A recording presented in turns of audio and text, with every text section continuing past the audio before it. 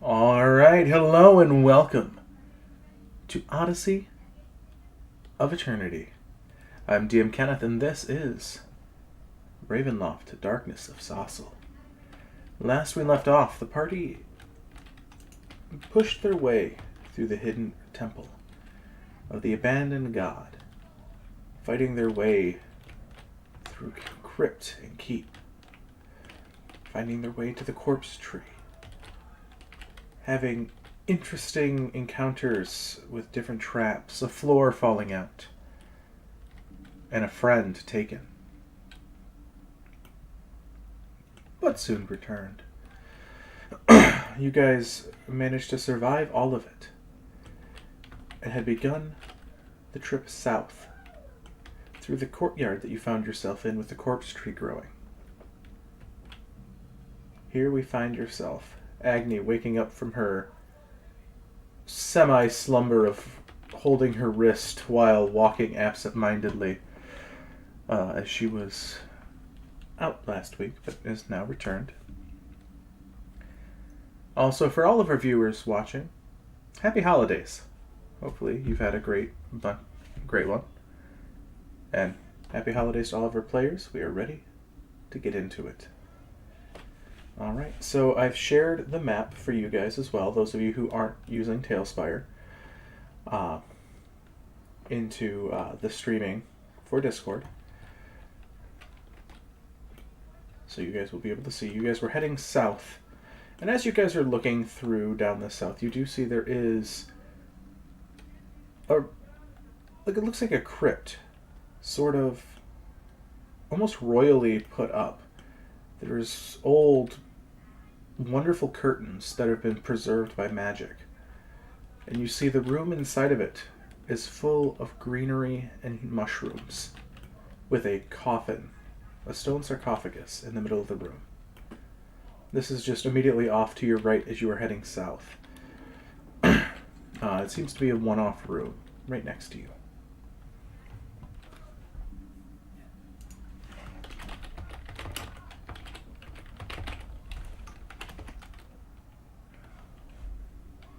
Well, do we want to look into it? We probably should, but we also need to be really conscious about traps.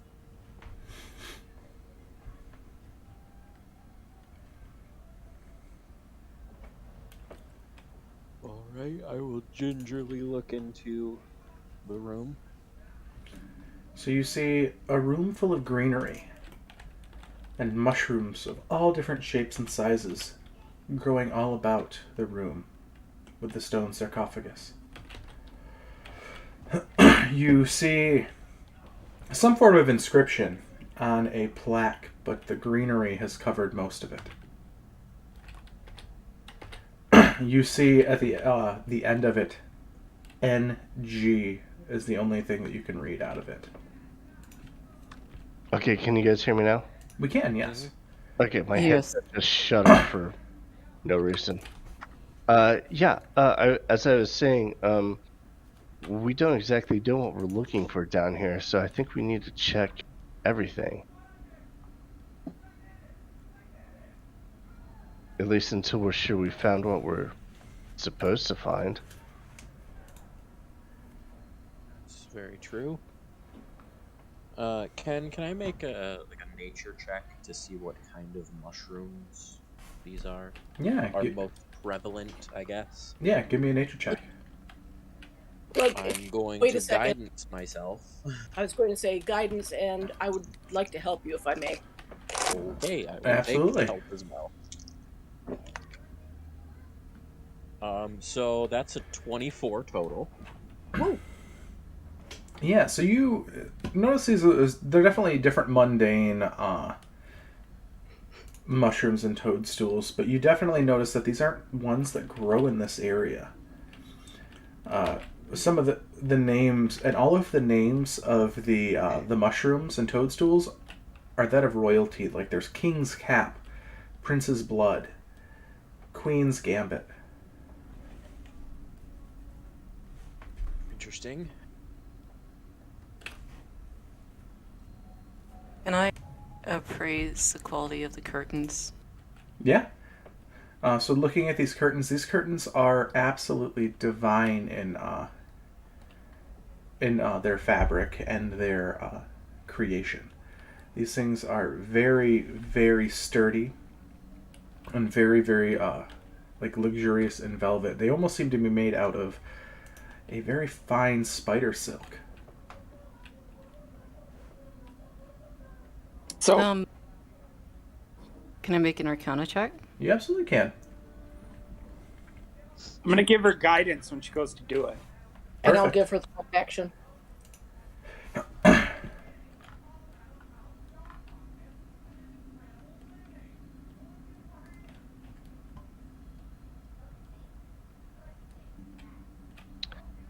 Hey Ken, while they're doing that, is there something that you could do to start up My Telspire on your end? It says waiting on GM. Oh, You're at the wrong map. Hit space and go to the boards and go to the bottom board. I did what I did on my end, so either it'll there pull we you go. or Yep. it pulled 22. me. 22. Yeah, you get this as this is definitely seems to be phase spider silk. I will relay that to the group, given our current history of spiders. But also, maybe after everyone is out of the room, we should try taking these. Did you say face spider? Yeah? Fade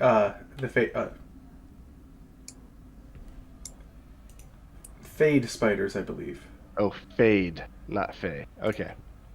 No, Phase. phase. Sorry, Phase. Okay, my gotcha. my mind completely just blanked out there for a second. Understood. You good there, Ken? Yeah. So, hey Ken, with like some of this stuff they're discussing or whatever we're finding in here, is this maybe like something that I could use history to like reference? You know, this region and that kind of stuff being from here, Absolutely. possibly. Yeah. I'm gonna give myself guidance because that's a 14.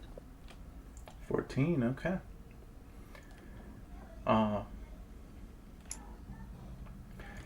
You think about it for a minute, and you're pretty sure that there was a druid king that used to rule Sossal in age long ago. I'll just relay that rather than, thinking to myself or whatever, be like, hey, there was a story about a druid king that ruled Sossal at one point, and do the two initials like ring a bell to the name, like to reference the name of the druid king, that reference to something else? You're not sure if it looks like it's just the end of the word. It doesn't look like it's initials. Oh, okay.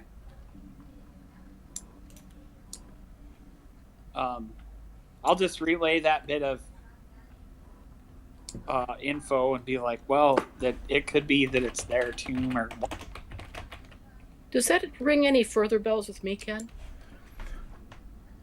For you, no, because you're not native to this region. Got it. Okay. I'm gonna ask if anybody knows about like burial rites from like a religious standpoint. Like I might understand it, but I don't understand how druids society works. But is this like something that a druid would be buried in per se, with all these fancy mushrooms and all this stuff that you guys are talking about? Is this something that would be a common practice, I guess? Does anybody know by chance? Panaki, Perhaps. here you could give a like a religion check here, Panaki, or anyone who is is druidic or ranger in disposition. Panaki Yes, does not absolutely. know anything more. Okay. However, she was always taught that you don't get your body is not supposed to be stuck in any kind of stone, or it should be buried where you know the underground creatures can get at you, or just left in the forest where any creature can get at you. Like the reconnecting of nature concept. Yes. Okay. But I mean, that's how she feels. She is willing to admit that she doesn't know if there is a different group that feels otherwise, but she really doesn't like the idea of a druid being put in a stone sarcophagus. I hope that makes sense. Vernon can also give no further information, which makes sense given history. Yeah, well, I rolled a 3, so I rolled a 6.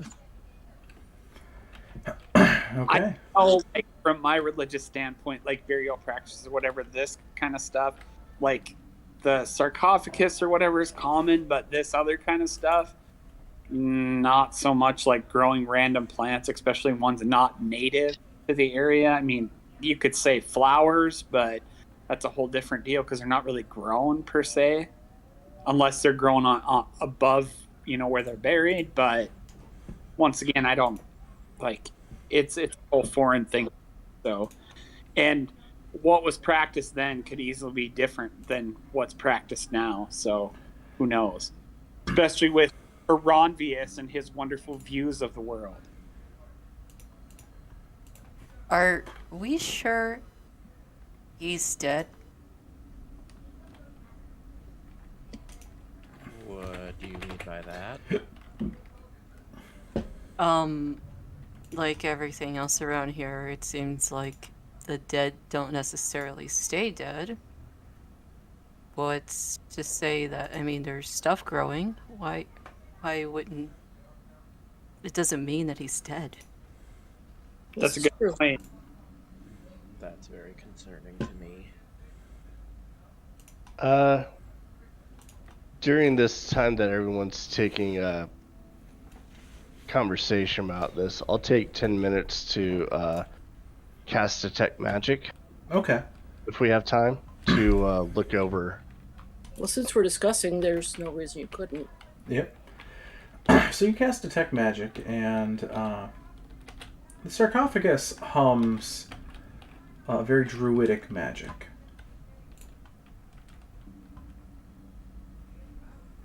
Tinged with a bit of necromancy.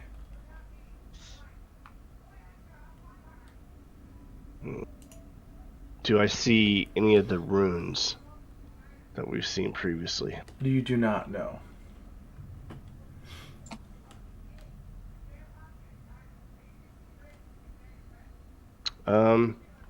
Given what I know about magic, would this feel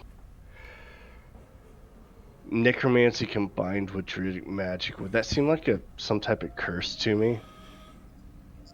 It doesn't feel right with you. I'll give you that.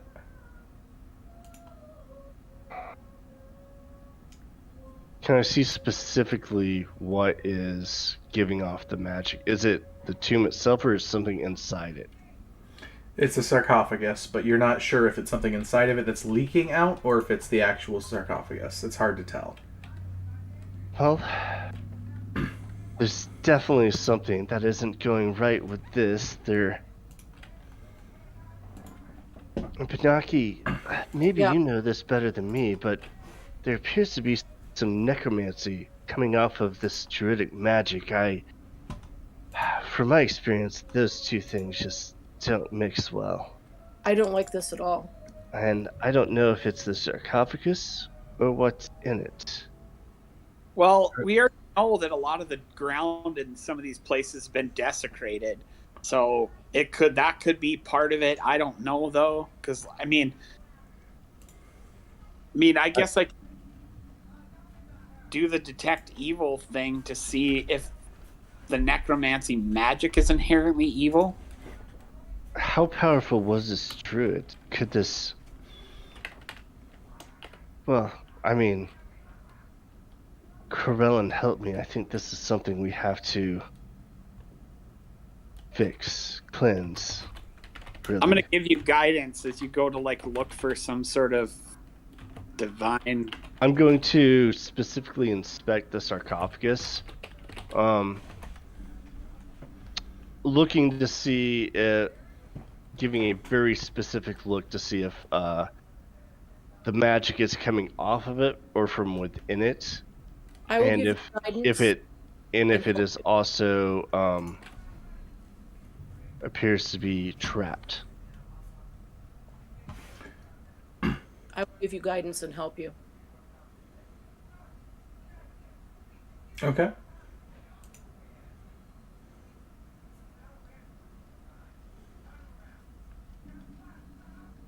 What do you need me to roll?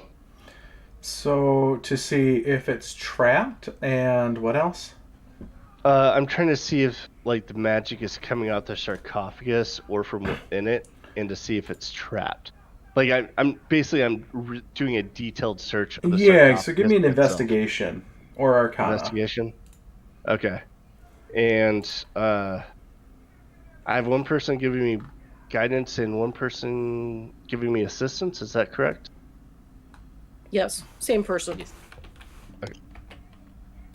And if that's problematic, I can give the guidance. You guys have it as a group somewhere.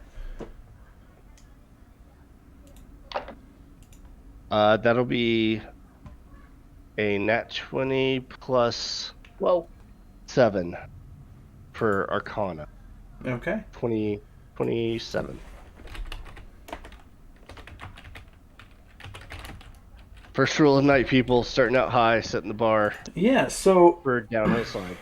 you definitely feel that it's coming from within. You don't get the feeling that the sarcophagus is trapped.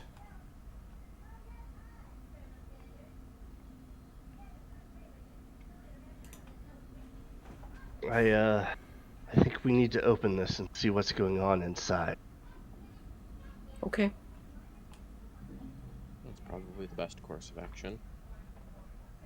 Um, And just leave this alone. I think we need to cleanse whatever is going on in here. Hanaki Drazibaki.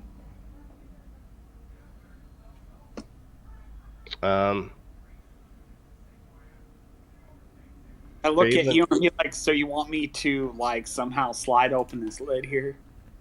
If you can, and I will cast resistance on Telwyn. All right, And I step back. am gonna see if by like if I have to lift the top or rotate the top of it. I'm gonna investigate it just to make sure it's not trapped. I know he looked at it from an arcane standpoint, but I'm gonna look to make sure it's not a mechanical rigging Absolutely. per se. As Agni's wrist gets a little itchy from the last time. 19 for the investigation check. I gave myself guidance since nobody else did. Yeah, so it does not seem to be mechanically trapped. Okay, I am gonna see if it A lifts up or B slides, because it's gonna be different in how I guess open it. To me, I'll let you make the call, because like if it slides, I'm gonna do one thing. If it lifts up, like it's like locked in kind of deal. So it lifts up like a book. Okay, it lifts up. Oh, it basically just like lifts like a lid. Yeah, it lifts like a lid towards the wall. Okay, well, I'm gonna lift it and keep like me on the lid side of it, so like if there's something in there, I'm not like standing right over the top of it. Okay. So I'm behind the lid. I'm gonna like peel it back and step behind it as I'm lifting it up. If that makes sense. Yeah, go for it. Yeah. All right, you need to. Nope, so you go and you lift up the lid, you pull it up, as you see a desiccated corpse wearing some of the finest druidic vestments. The clothing seemingly preserved in the on the corpse. the mummified face of the corpse, almost serene in its rest. In its hand, it clenches a staff. Not like a full-length staff, but like a quarter, almost like a club, but longer. Like a 3/4 staff.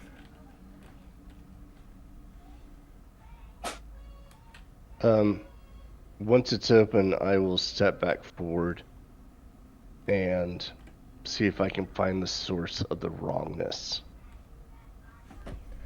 Oh, the wrongness is definitely the corpse. And the little club staff item that radiates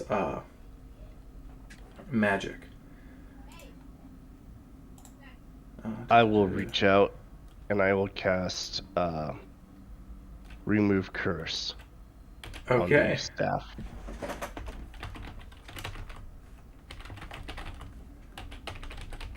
Let me real quick just get you what type of magic radiates from it. So this one radiates a lot of enchantment and transmutation and divination.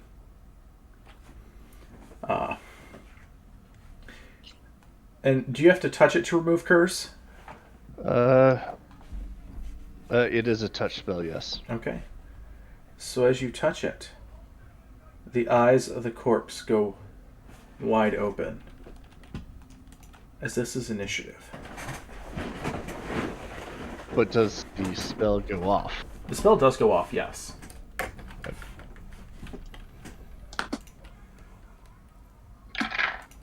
Oh, Vita, it already pulled your initiative right into the tracker already. Same thing with you, Panaki. Well, that's not good for me.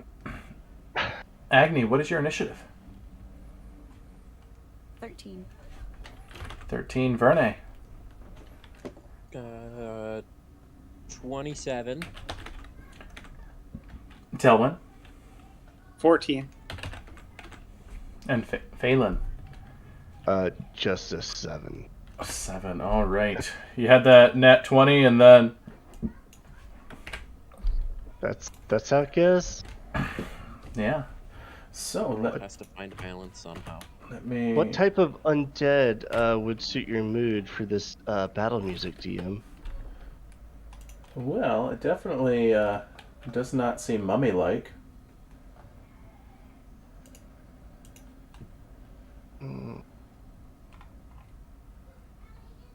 Definitely not a mummy.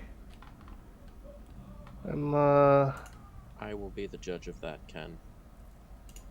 How about just a Rather generic Verne. Phantom Warrior fight? Works for me.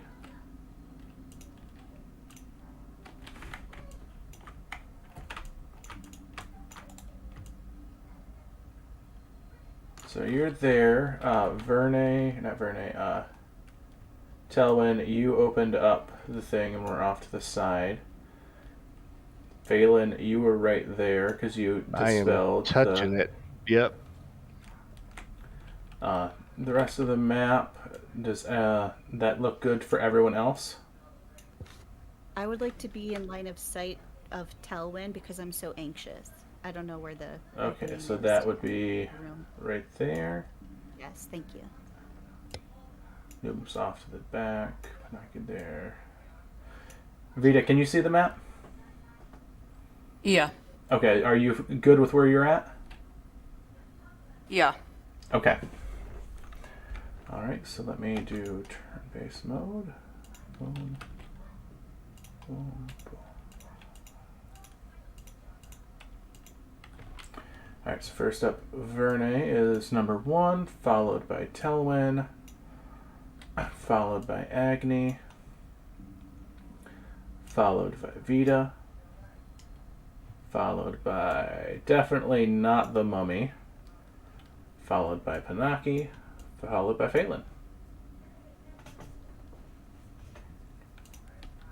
Alright, so Verne, you were the first to respond to this thing. You, it doesn't move or anything, but the eyes open up wide as as Phelan casts their spell.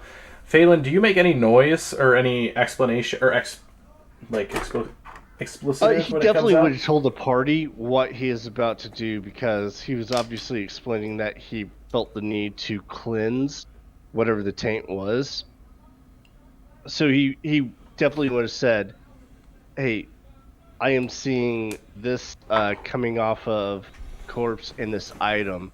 I intend to attempt to remove a curse from the item."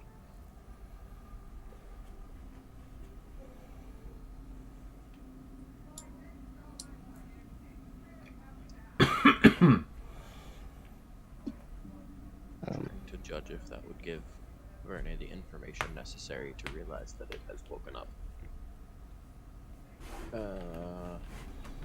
Well, let's just do this. Let's just use my last Eyes of the Grave. Okay, you use your last Eyes of the Grave as you definitely see a very powerful undead laying down. Wonderful. Can I make a judgment on what kind of undead it is? You're in this campaign. You're the undead hunter, right? Correct. Yes. It definitely seems mummy-like in its appearance. Perfect. Wonderful. Then I'm going to call out, yep, you just woke up a mummy. This is gonna be an interesting time. And then I'm going to cast Hunter's Mark on it. Okay, absolutely. You cast Hunter's Mark. It settles onto it. Just gonna enable the torch on it so I can realize that you have something on it. All right. Anything else there? Nope, I got nothing. All right, Telwyn, it is your turn. You're in the room. You see the eyes of this thing open up right in front of you. I see the eyes pop open, and I see Phelan kind of step back. I am going to see if I can actually, because it's still laying down, correct? It is still laying down, so you would have advantage on any attack right now. Okay, I am going to, I guess, take 2 swings at it while it's laying down. Okay.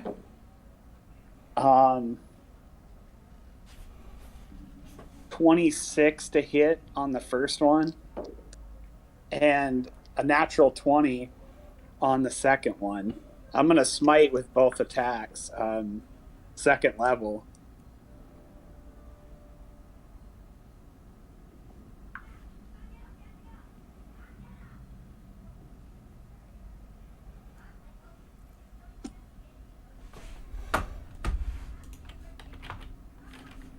And a bonus action magic weapon, so my weapon is magic. Sounds good to me. Okay, so 26 on the first one, and the second one, the critical.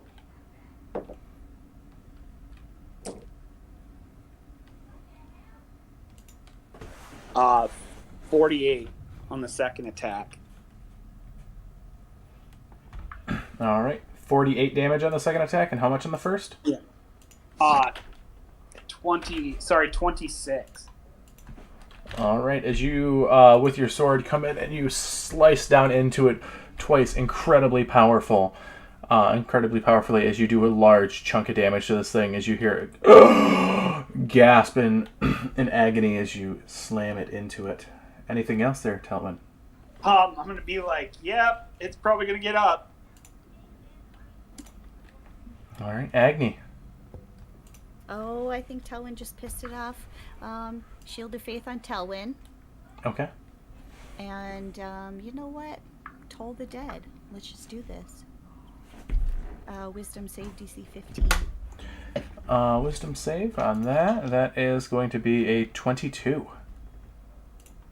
Boo. Okay. That's it. All right. Next up is Vita. Just curious, is there enough room for me to be able to do an Eldritch Blast? Oh, yeah. Yeah, there's enough room. It'll be a disadvantage because it's prone in the coffin. Why not?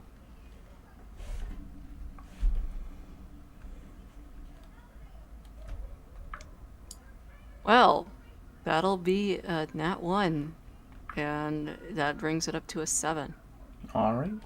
That'll unfortunately miss for the first one.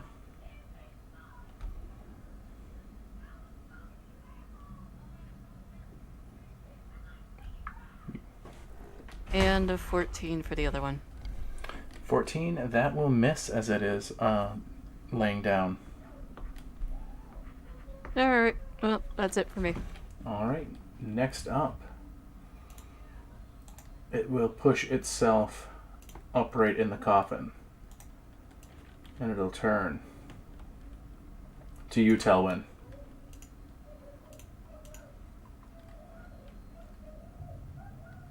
As it rolls its shoulder and cracks its neck, as it's been very stiff and sitting in this coffin for quite some time. It looks at you. And I need a wisdom saving throw. As a reaction, Yeah? I'm gonna swing at it if he's casting a spell. This isn't a spell, no. Okay. Wisdom save? Yes. This is against a frighten effect, if you can be frightened. I don't think at this. Well, I guess I have it. Everybody has. That's like a level 10 paladin ability, I think. Yeah. I can't remember which one it is, but either way, I got a 23. Okay, so nothing happens. It's then going to try to attempt to punch you just right in the face. Okay. And that is going No, to... Ken, you hurt my feelings. Oh, this thing isn't a spellcaster, unfortunately. That is going to be a 26 to hit. Yeah, that'll hit. For, let's see here, 14 bludgeoning damage and 17 necrotic damage. And I need a Constitution saving throw.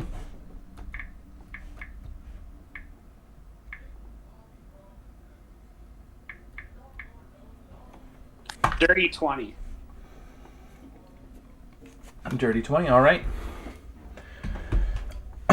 So you pass that. And that is its turn. Panaki, it is your turn to react. Can I fire off a moonbeam without hitting anybody else? Not in that small of a room, because Moonbeam is a 5-foot radius. I didn't think so. Well, I do have my sword drawn. Can I get in, or are we too close? There is a spot for one more person to get in there. I'll get in there. All right, so... With a 19. 5, 10, 15, 20, and 19 will hit. Okay. For 15. 15 points. All right. Anything else? No. Not at this time. All right. Unless I can step back, but I can't step back without provoking an opportunity, can I? Or can I? You cannot, no. So, there's nothing I can do. All right, so at the end of your turn, it is going to use a legendary action, and it is going to mutter a blasphemous word. I need Telwyn, Panaki, and Phelan to give me a Constitution saving throw. Now, is this a spell-like ability, or? No, this is just a like a creature's like innate action. Okay. Just making sure, because I know some of that stuff is considered. You said spell. Constitution? Constitution, yes. 18. 19. 19, okay. 21. 21, okay. And then Panaki, you got an 18, you said? 18. All right, so none of you guys suffer any ill effects. Phelan, your turn. Am I still touching the wand? Or whatever? No, it pulled it away from you as it stood up. Okay. Actually, I guess I have a side question. How do I get a top-down view of the map? Is there a hotkey for that? I on my map, I'll just click the mouse button, and I'll you can rotate the world up and down. Or if you want, and you have a mouse, if you middle click, you can maneuver the That's it. map. Middle click. Thank you. Yeah, thank you for clarifying what I said, because mine was not as easy to understand. I am going to.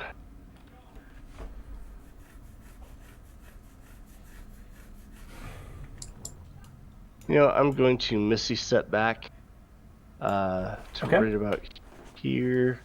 I should have clear line of sight, correct? You Of do.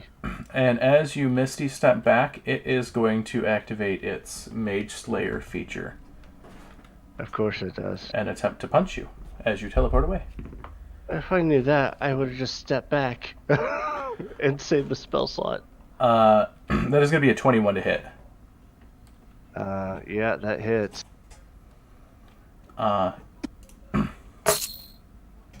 You'll take 15 points of bludgeoning Jesus. and 21 necrotic. Ouch. And I need a Constitution saving throw. God. Just ran from it. That'll fail because that's a 7. Alright, you are cursed with mummy rot. You can't regain hit points, and your HP maximum decreases. It doesn't decrease yet. Do I realize I'm cursed with something? You feel something settle over your shoulders, yes. Okay. Like you feel See. your body just almost feel heavier. You feel like a sand-like feeling almost in your mouth. Something that's definitely not normal unless you sleep in the stone. I'll shoot a firebolt at it. Okay.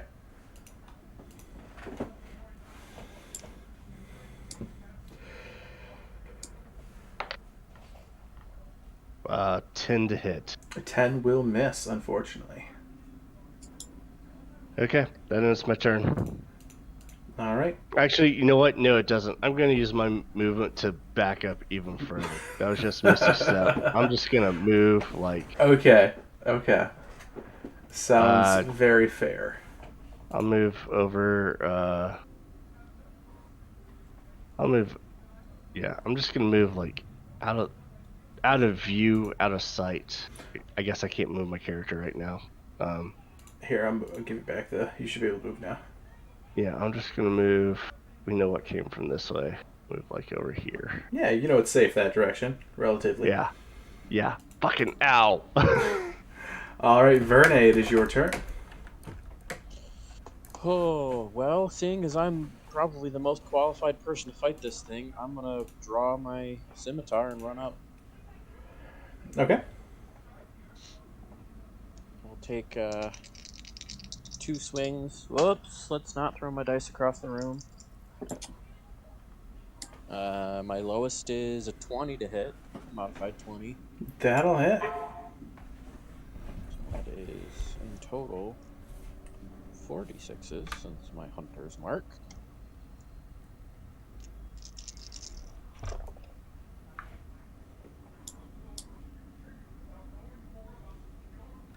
Total of 17 magical slashing damage.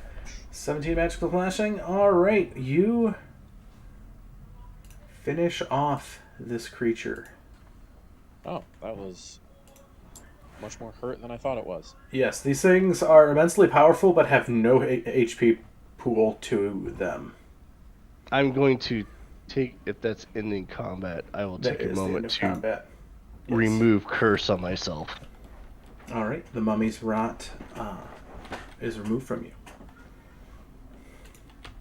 Do you need a cure wounds? Valen looks... he's not the most spry you've ever seen him. Okay, I'll do a cure wounds at 3rd level. I would appreciate that.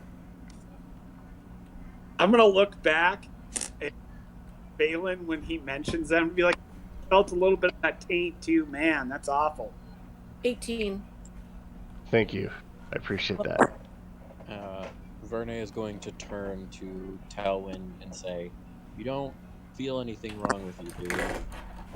No, I don't feel whatever he was talking about, but just the fact that that rotten husk of a thing decided to come up and slap a little bit, yeah, I'm not so pleasant. Not so happy with that. It hurt. It's definitely a little uncomfortable. Owen, I will give you a second level cure wounds. Yeah, does anybody else still need more healing?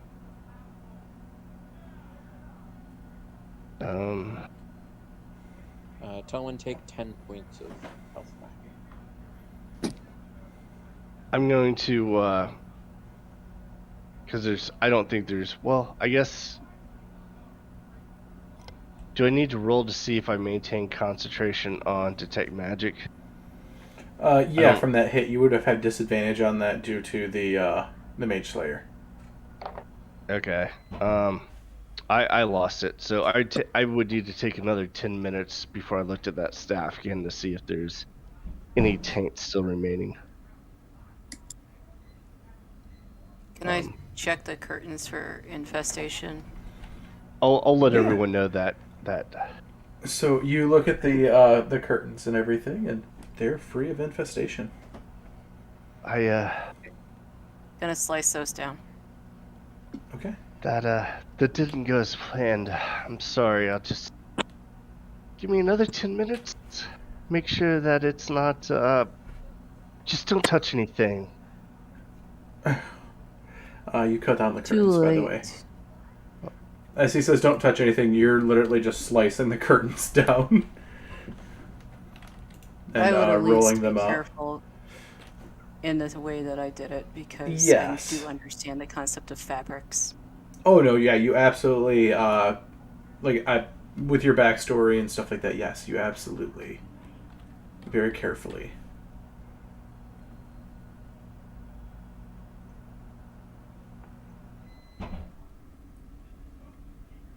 Anyone else? What would you like to do? Vernon's gonna give Phelan the 10 minutes necessary to cast Detect Magic, so... Absolutely. I'm going to look at Agni and be like, yeah, can you heal me up a little bit? I'm still a little... And I'm like looking where that thing punched me and that nasty, whatever necrotic yuck it tried to send through me. I'm not really happy with that whole ordeal. Yeah, just trying to decide what level, like how bad are you still hurt? I'm down about a third. Okay, I'm gonna go ahead and cast Cure Wounds at 3rd level. Okay. 3D. Next, if and when we have to fight 19. a creature like this again, I am probably the most qualified to go up against it, because its punches may not hurt me as much. Well, that's good, because I had 2 options here. I was going to stab it and try to pin it in its box, and then let you do whatever you wanted to it. That was my first thought, but then that whole just preemptive start swinging at it sounded like it might be more efficient than trying to lock it in place, I guess. But if you want to teach me anything, I will certainly follow and listen along. At that, Verna will start to go into a full information dump about mummies at Telwyn. I just don't understand why we didn't try grabbing onto one of the end of its wrap and just pulling really hard. Scooby-Doo style. Yeah.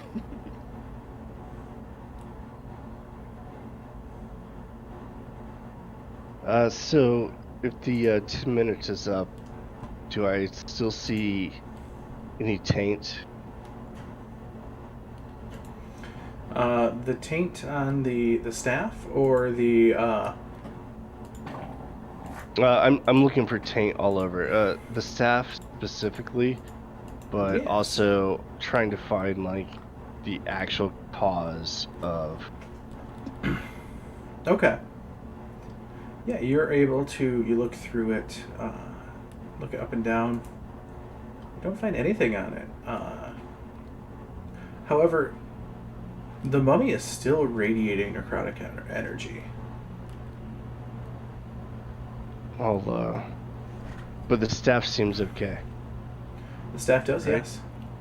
I'll go ahead and pick that up. I think this is okay, but definitely something wrong with that mummy. And We should set it on fire. is it You know, I was just going to try and remove a curse from the mummy, hoping that would work and remove the desecration, but fire's fun. Go for it. And I'll step back with the staff. And if anyone else is gonna get fire ready, Valen will just get a firebolt ready. I'm gonna like pour a little holy water on it and say some sort of blessing to my deity, and like, if you guys are gonna light it on fire, I'm gonna walk away. It's like a blessing to kind of, know that, this person may not have been willingly corrupted, and to kind of bless their soul and hold on, hopefully it finds guidance and that kind of stuff. And then walk away if they're gonna burn it, because I'm not gonna be stand next to it. What? Some sort of check. What do I know of mummies? Give me a religion check at advantage due to your class. I'm also going to guidance myself. For the record, I can't actually cast anything with fire. I'm the wrong kind of cleric for that. I just thought it sounded like a great idea. That is, you said religion check? Yes. That is a 24. 24? Alright, so you think on it as you focus.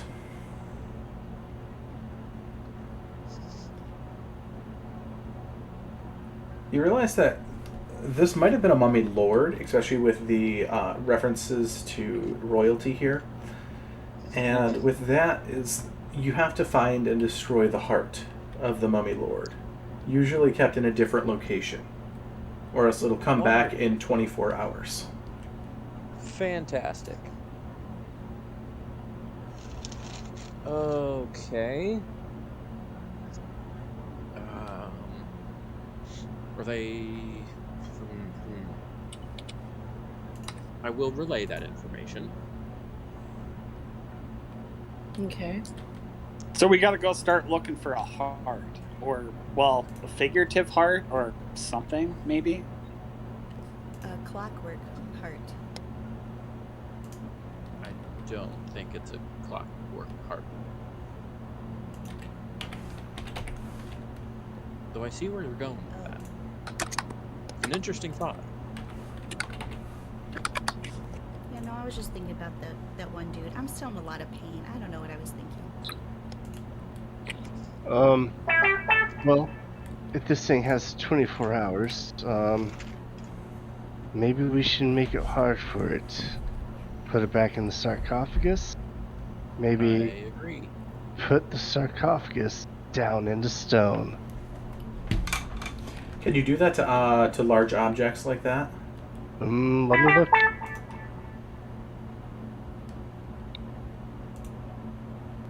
Kenneth, turn off the porn. Ha! Sorry, it's a ringtone. I'm gonna turn that off now. People keep trying to get a hold of me on Facebook.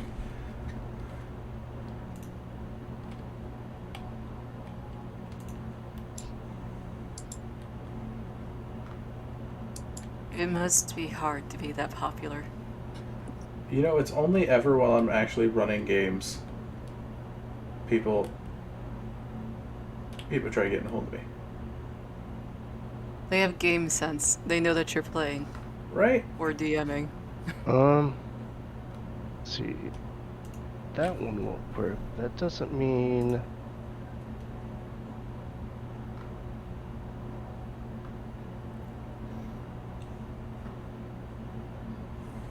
Okay, I have to look at the map. How many doors are into this little thing? Into this area, there is just the one door. And it's... This is the one with the red curtain on the map. That's 10 feet wide, isn't it? Yeah, 10 feet wide and 10 feet tall. Well, I got nothing. Other than Could just we- putting it back in the sarcophagus. Well, could we set it on fire first? We could. I don't think it would do anything It's to not- prevent it. From what Anything? Verne says, I don't think that'll matter. Also, the fire will just go out as soon as we close it anyway. True. This sounds a lot more intelligent than like Telwyn would just be like, just grab it and he throws it in there and throws the lid back on it. It's like, what? Okay, Do you you're think we put it back in the Phelan? sarcophagus at the very Is you least? guys I might talking? have something else. Hang on. Okay. Well, either way, Telwyn is picking the corpse up and throwing it back in the box.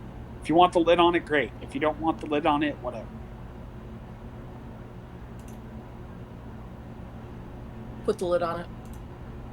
I'm waiting to see if Phelan wants to do anything with it or to it or whatever. I'm reading a spell. Hang on.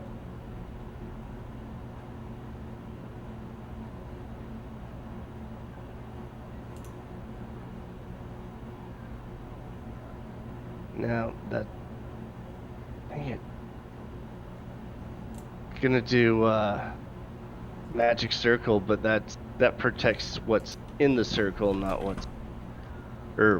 so you can't put an undead creature inside the circle and keep it there.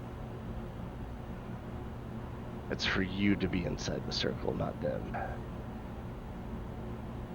Unless I'm wrong on that, Ken. Yeah, you're right. Yeah. You were thinking like the priest of Ogma saying, "Oh, we built this fancy barrier and blah blah blah blah blah, and it keeps them in." Yeah, I know where you were going with that. And I'll be like, but you, as you can tell, that guy didn't know nothing because that barrier thing didn't work. Afraid you're right. I'm gonna take the little staff or whatever, snap Okay. my fingers, let the chest come out. I'm gonna put that in the chest as well, close it, and snap my fingers again and put it on a different plane. I think it's best if the mummy doesn't have access to this. Likely Probably a not. good idea.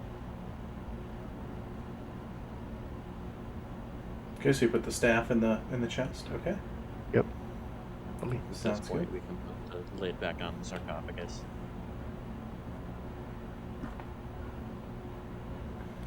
So, lid's back on the sarcophagus. The staff is in the chest. What else are you guys doing? Are you guys continuing on? Oh, we got to go look for this whatever Art. part or object or thing or whatever this is supposed to be. Is it an actual heart or is it like some other fancy magical thing that they do, Verne? Ken? Say that again? Is it like an actual heart, or is it like a magical object? that Usually magical object. I'll keep my eyes open. Maybe I can detect it. That is very possible. I would appreciate that. Wait, it didn't seem like that tree or anything, right? No, it did not. Okay. So far it does not appear to me that I've come across it yet. Hey, before we leave this room, I'm going to investigate that plaque that had the letters on it, but it looks like it's got some overgrown whatever hanging over it to see if it says something specific. Okay. Yeah, you slide the grass off to the side.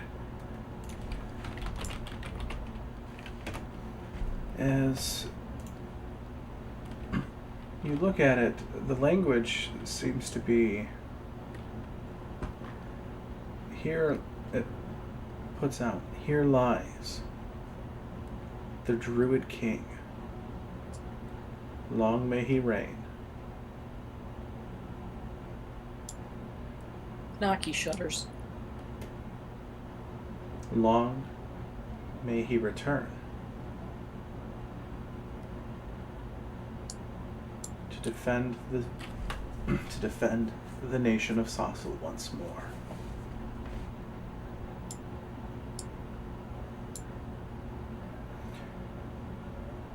You also see finally there the name Ornath.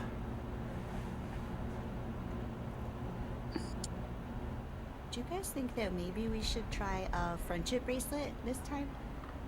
If when he rises again, because he's gonna rise again. I just have a feeling. I don't think that's gonna work well. Hey, Ken, when we actually find out this name, do we know if this guy was truly opposed to Aranvius historically? Well, would I, considering I'm from here? You can give me a history check. A 10. 10. You aren't very familiar with this name. You do know that the name of what did I say? Ornath is a title and not a name. Oh, okay. You would get that far. Okay. All right. I'm like, well, sorry, the knowledge of my homeland is evidently sheltered.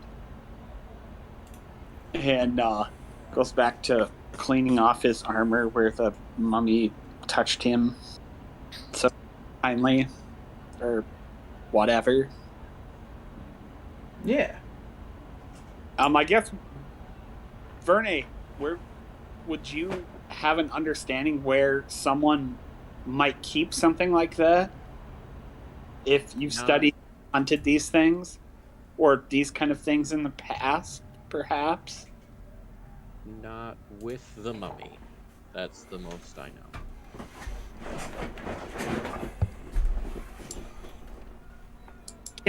Can I use religion to determine maybe something like that, Ken? When he talks about hunting undead or whatever, and mummies and their whatever, where they store their heart or what? You really wouldn't have any knowledge of, especially in a place that you don't know of where they would store that. I was thinking more along the lines of, commentate. It's not necessarily, I'm not looking for a specific place. They might say, oh, well, they might store it in a jar. They might store it in this. And sometimes they're buried. It's general references. It's not anything. Yeah. Normally, okay, have Verne give me a... I will, because I have religion. Yeah, you guys can give me one together, yeah. Okay, go ahead. Unless you... Total of 20. Okay. Okay. They're normally in some sort of urn.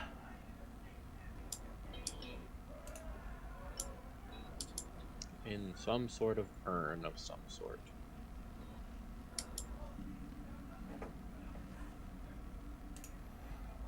So, shall we move on then?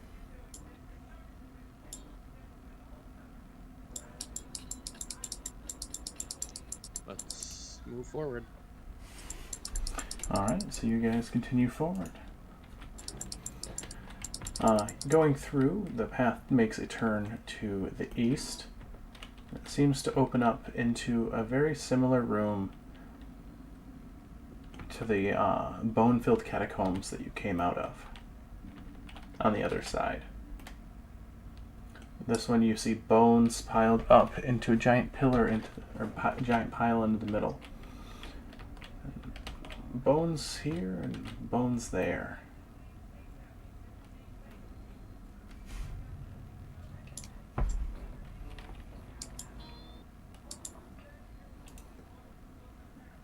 Your detect magic that's still up does not read anything in here. Well, this could be a dead end. I'm not sure. I don't really see much. You do see what looks to be a narrow tunnel going to the far east of this room, the southeast. But there's a tunnel ahead. Can't tell much down that way. Is there a light source in here, by the way? Not in this area, no, unless you guys have one that you're using. I can cast light on Telwyn's sword. Okay. I can cast light as well on something. How about my sword? Works for me.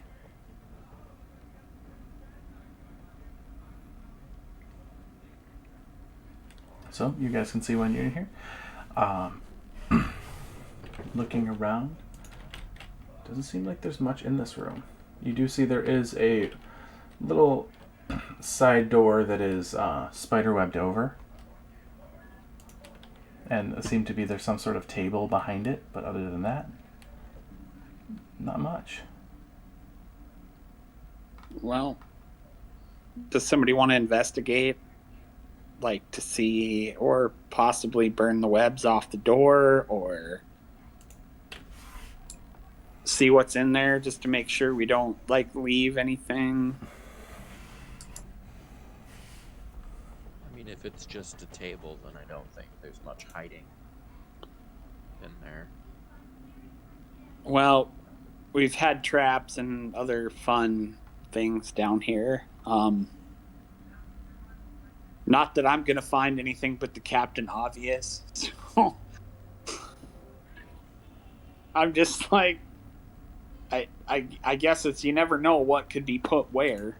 You know, if we're looking for something specific, or we're, you know. Yeah. Never know. I think it best if we just continue moving forward. Onward then. Alright, so you guys push forward down into that hallway. The hallway, it narrows down to about 5 feet wide and goes about 30-40 feet, and until it hits a stairwell and opens up, or comes up into a larger 10-foot wide hallway. From here, you see directly ahead of you a barred door with what appears to be treasure locked behind a door filled with bones and abandoned coffins. You see to the right of you a dead end where the tunnel has seemingly collapsed. And to the right, the hallway continues up a stairwell.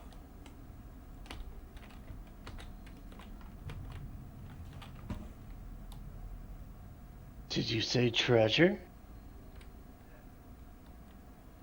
If you wish to go into the room full of bones, be my guest. Can I look in there and see if anything magical coming out of the... You could, yeah. I would like to do that. So you head out, and you do see, looking through the doorway, where are you at? Phelan.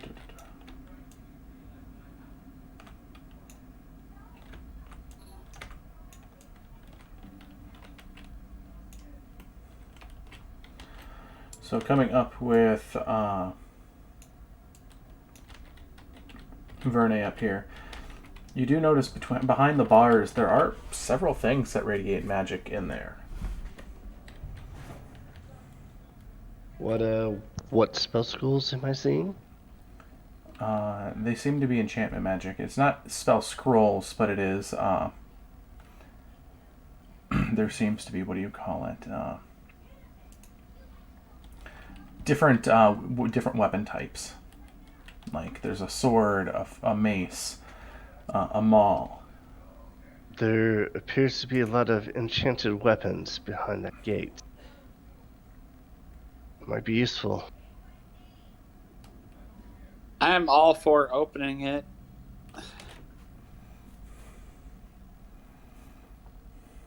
And as far as I can tell, I don't see any of the taints that I No. saw like with the mummy. No, here all you do is you see a lot of enchantment magic behind that door. Going to do a close inspection of the door I'm for gonna assist any him type of and magic. give him guidance because I have investigation as a skill. Okay.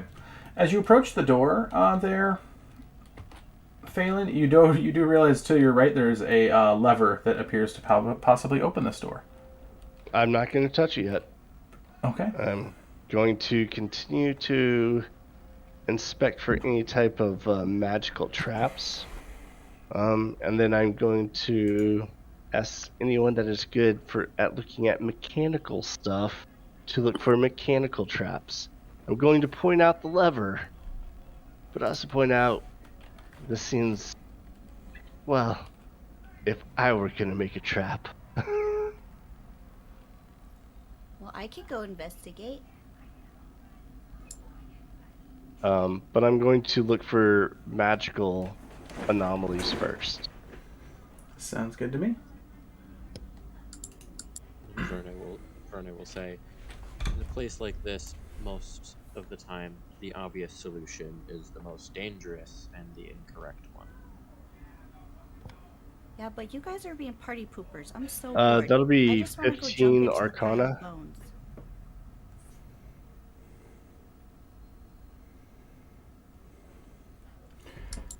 Uh, 15 Arcana? Yep.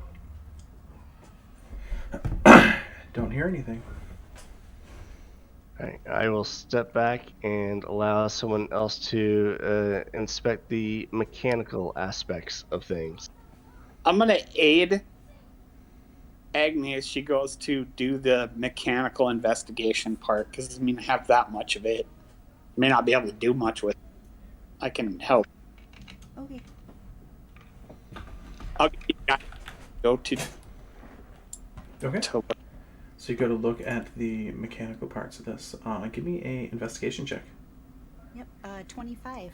25. Perfect. Looking through it, you do see there doesn't seem to be any sort of traps. It does seem like that lever is what you need to open up the door. I open it. Or I pull the lever. Alright, so you pull the lever. The door opens up. However, out of the door, the bones start to shift as a creature bursts forth.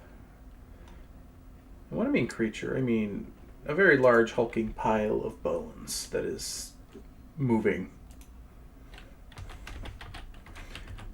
As this will be initiative once again. So let me move you guys where I need you guys to be.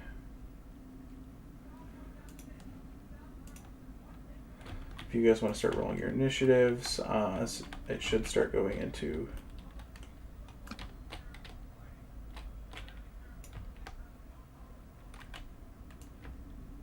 You know, I don't know why I ever roll initiative for Kanaki. Oof. I saw what it was. Yeah. Did you get a nat 1? No, I rolled a 3. So it's 4. That is a big oof. But, you know, you notice that she hardly ever rolls even 10. Yeah. Well, I have totally noticed brought the that. Skeleton Lord with you guys. Accidentally.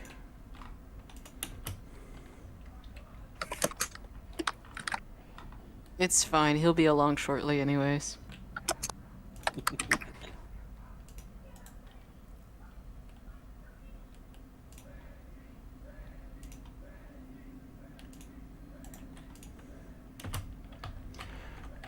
Alright, so just making sure I didn't leave anyone over here. Oh, the owl. Oh. All right. So I have who was up. So Agni was the one who pulled the lever. The lever's right there. Was anyone directly at the doorway when it opened? Phelan is exactly where he was standing when it happened. Okay. Anyone else? I was next to Agni because I was helping her look at the lever in the door. Okay, so if you're helping her look at the lever in the door, you'd be right there. Panaki, are you happy with where you're at on the map? Where am I second rank? You are right in the doorway there. So you have Telwyn, Agni, there's a blank space, and then you. Sounds good. Verne, are you happy where you're at? Mm-hmm. And Phelan, you're happy where you're at? And Vita, are you happy where you're at? No. No, where do you want to be? I guess I'll be next to, Verne. To the right or behind? Can I go left? Yeah, you can go left. I totally forgot that was an option. So left it is. All right. Jeez, Ken, learn your directions. All right, so Agni, initiative. 10. 10, Verne. 19. Wow. I think that's the first time since you got your plus 11 that you've got underneath the 20. Telwyn. No, it's happened. It's just 6. rare. And then Phelan. 14. 14. Panaki and Vita, I got you both in the auto. Or not the auto, but the... We know. We're cool. Automatically populated in your initiative tracker. Yeah, so first up, Verne is going to be first, followed by Vita. Add him in.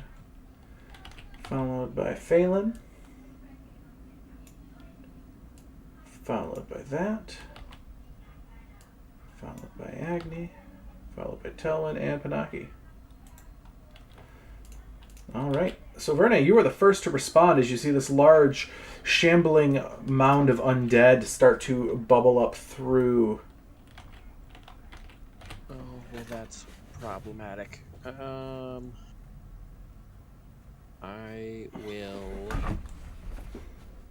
take 3 shots at it with my longbow. Alright, go for it. Do I want to cast Hunter's Mark? No, I want to save my spell slots for later. Besides, you can always change your mind. That is true. I can always cast it later. Those are, I assume, a 20 hits. Modified 20. 20 will hit. Lowest. So that's all 3 that hit. Oops, that was that.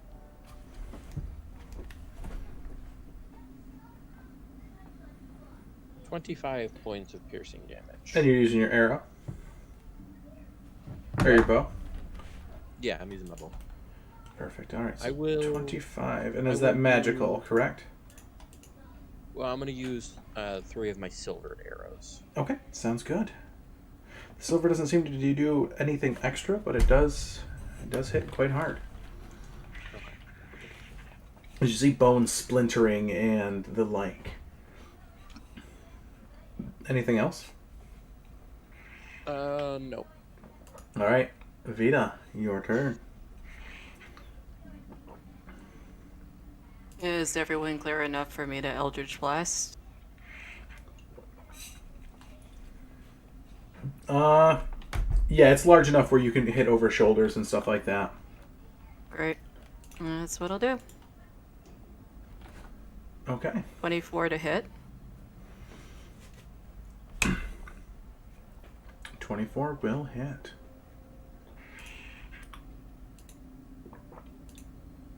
Eight damage.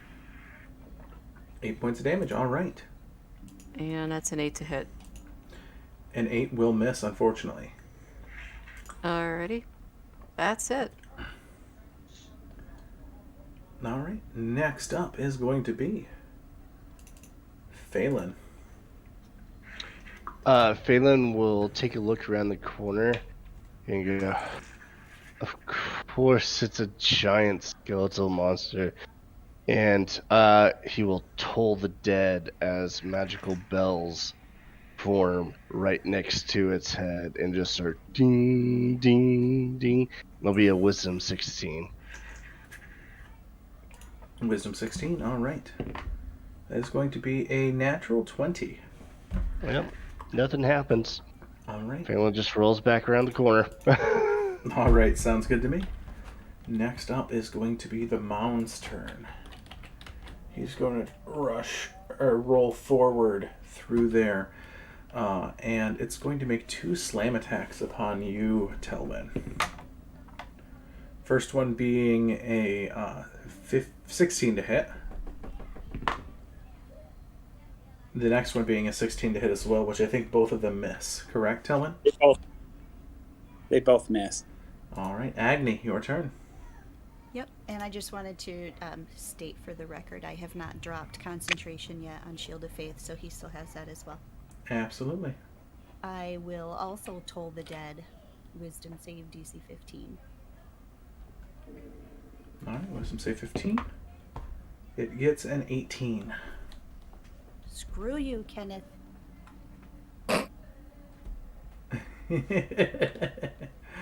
Anything else? Nope. Okay. Next up is going to be Telwyn. Your turn.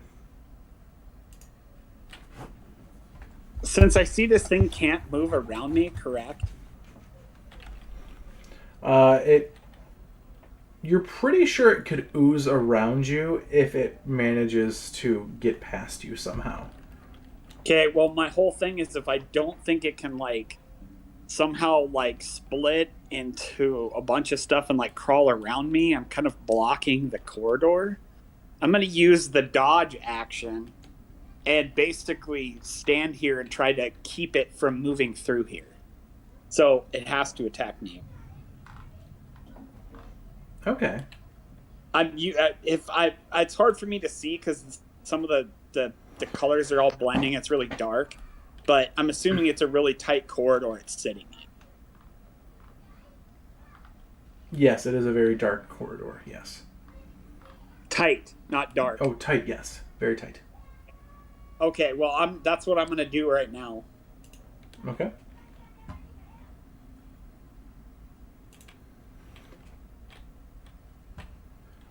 Anything else? Nope. All right. Next up is going to be Panaki. How bad does it... Okay, first question. Can I reach this thing with a moonbeam without hurting anything else? You could. I'm going to cast moonbeam, 2nd level.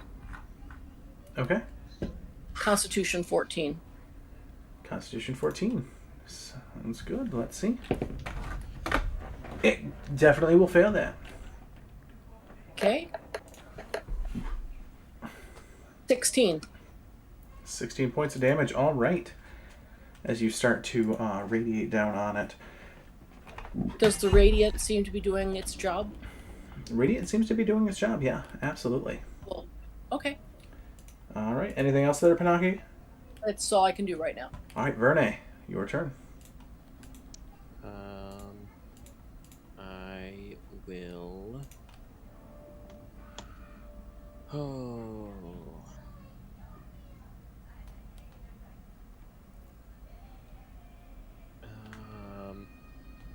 I will try Sacred Flame. Dex save.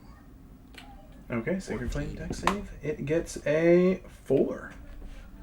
Nice. So it'll fail that dex save. 8 points of radiant damage. 8 points of radiant. All right. And that's it for me.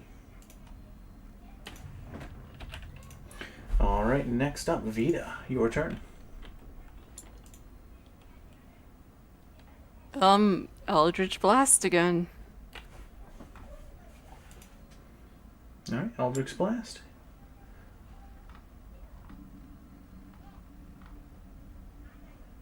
$17 to hit. 17 will hit. 8 damage. And the second one was a nat 1 equaling 7. That'll miss, unfortunately. Anything else? No. All right, Phelan. I am going to look around the corner and try and toll the bells again. DC 16 Wisdom. It'll fail. Okay. Ew, that is terrible. 11 necrotic. 11 necrotic? Yeah, not going to... So as you hit it with the 11 necrotic, you see the bones start to stitch up and God bolster damn it. back up as you realize you just healed this thing. Good thing I rolled the... Yeah. Anything else for Phelan? No, he's just gonna stew in the corner. All right. Telwyn, this thing is going to try to push past you. And you took the dodge action, right? To keep it from getting past you? Yes. Okay, so that'll be a 20 to hit, which should miss you. And less than that. So both of them will miss you again. Okay. All right. Next up is going to be Agni. Yeah, Phelan, I just saw that too. That's crazy. I'm gonna try Sacred Flame. It's a dex save DC 15. That'll fail. Yay. I love it when you're a failure. Here. 11. I believe that's radiant damage. Yeah, 11 radiant damage. 11 radiant. All right, perfect. And then I'm going to bonus action cast Spiritual Weapon. Okay. And my Spiritual Weapon, still kind of a hybrid because I know last time I used it, it looked kind of funny, like a little bit off, like it was in the middle of transitioning somehow. Mm-hmm. But it mostly looks like a flame at this point. Yeah. Okay. 7 hit. That is 23 to hit. 23 will hit. 7. I think it's force damage. 7 force. All right. Anything else? That is it. All right. Next up is going to be Telman. Your turn. Telwyn is going to assume and stand in the position of the big Berkling human wall or meat shield or whatever you want to call it. And just block the corridor as best you can. Okay. Dodge action and whatever else I gotta do. Okay. Next up is going to be Panaki. I've still got the moonbeam up. You do, yeah. Okay. Adjusting as necessary and hitting again. All right. That'll be a nat 20 this time for the moonbeam. So that's... So it's Does like that half. mean no damage? Or... Half. Okay. So that's 5. 5 points. All right. Anything else? I'm not really close to it, am I? No, you're about 5, 10, 15 feet Okay. away. No, there's nothing else I can do at this point. Okay. Verne, your turn. Another deck save, please. Another deck save? All right. I think it's a natural 20. Okay, fuck you. Sorry about that. I don't really have many silvered arrows left, and I'm pretty sure it's gonna resist regular arrows. So I got nothing. Yeah, all right. Next up is going to be Vita. Alright, I'm close enough to start stabbing this thing. So, stabby stabby. Stabby, Yay. stabby. Alrighty, okay. So, I would imagine, unfortunately, that the glaive is at +3 right now, because Or did I set it at +2? We had a long rest, and I'm a little. I think you had it at a... It was +2. Yeah, that sounds Okay. about right. Perfect. All right, that sounds great to me. So +2 for the glaive. Let's swing away. That's going to be 23 to hit. 23 will hit. And that will be 5 damage, but I'm going to throw a superiority die on there and go for a trip attack for no other reason than the damage. Sounds good to me. So let's do it. And that'll be an additional 6 damage. Okay. And it's got to make a saving throw of 13. Is that strength or dex? Strength. All right, it makes a 20. Alrighty. But fun fact, an amorphous blob of bones is not immune to being prone. Huh. That is interesting. Giant bone slug is not immune to being prone. All right, anything else there, Vita? So you'd have to move up to do that with the glaive, and then move back. So perfect. Yep. That's fine for me. All right. Next up, Phelan. This time, wait, do you say he's prone now? No, he's not prone. No. Okay. I'm gonna try and shoot a firebolt at him. Okay, go for it. This would be a 22 to hit. 22 will hit. And that'll be 23 fire damage. 23 fire damage. All right. That hits quite hard there. As you realize, it's starting to not hold its shape very easily. Anything else? That's it. All right. It is then going to attempt to envelop Telwyn, and miss again with his dodge action blocking the hallway. Next up, Agni, your turn. Is Telwyn looking okay? Has he gotten... He hasn't been hit once by this. Yay. Okay, just making sure. Gotta look out for him, you know, my mans. Sacred Flame again, please. Dex save DC 15. All right, that fails. Excellent. That is 12 radiant damage. 12 radiant damage, all right. And then my spiritual weapon is going to attack as well. It's a Okay. 16 to hit. 16 will hit. 7 force damage. 7 force, all right. Anything else? No, I just turn around and smile at Vita since she's right next to me and just tell her hi. Okay. That's it. Telwyn, it is your turn. Telwyn looks back at Vita and says, "Hey, you just created a new version of Felix fighting using me as a shield. Awesome. And I'm just going to stand here and use the dodge action. To try to keep this... All right. Pinaki, your turn. Trying to continue with Moonbeam. Yeah, go for it. Constitution 14. Constitution 14. Oh, that fails.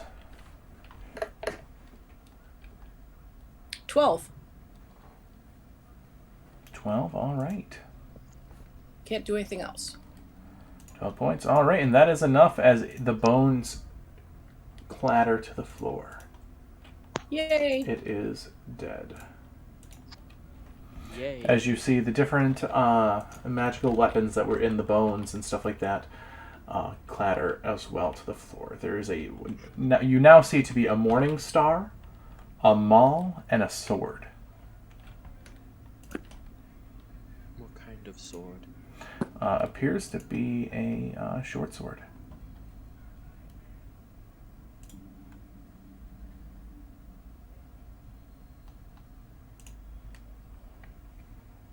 Well, we can always put him in the box and check him later.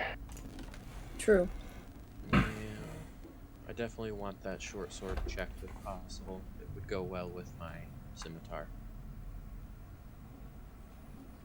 Is this the end? This room that this thing came out of? Is this kind of the end of an area? So, this seems to be. You look up in this room as you see there is a large shaft going up. This seems to be a like a refuse. Like this is where they dumped like the bones and stuff like that after they were done All right. doing whatever they were doing. 2 things. Yes. I would try to use Mage Hand in order to assist with moving the weaponry to wherever it's going. Okay. But also, I would also offer Verne, if they're interested, in Ingot, my short sword. I'm not sure if it's magical because it was never actually checked. We just checked for value. Well, I can look at it and see if there's magic coming off of it. What At short least sword I was could it? Yeah, but I don't know if she's... Huh? What short sword was it? Again? Ingot, my short sword, the Fey sword. Yep. It's just a very finely crafted Fey sword. Okay. Then it's useless to you in this case. do Still just appreciate a the gold bar gesture. I can stab people with. I very much appreciate the gesture. It's fine. Just don't use anything until it's checked. No, I won't. Talbot looks over at Phelan as he's like looking at collecting this stuff. So you by chance could tell us what the mall does, because I'm thinking this big bearded guy could really swing that hammer a little bit.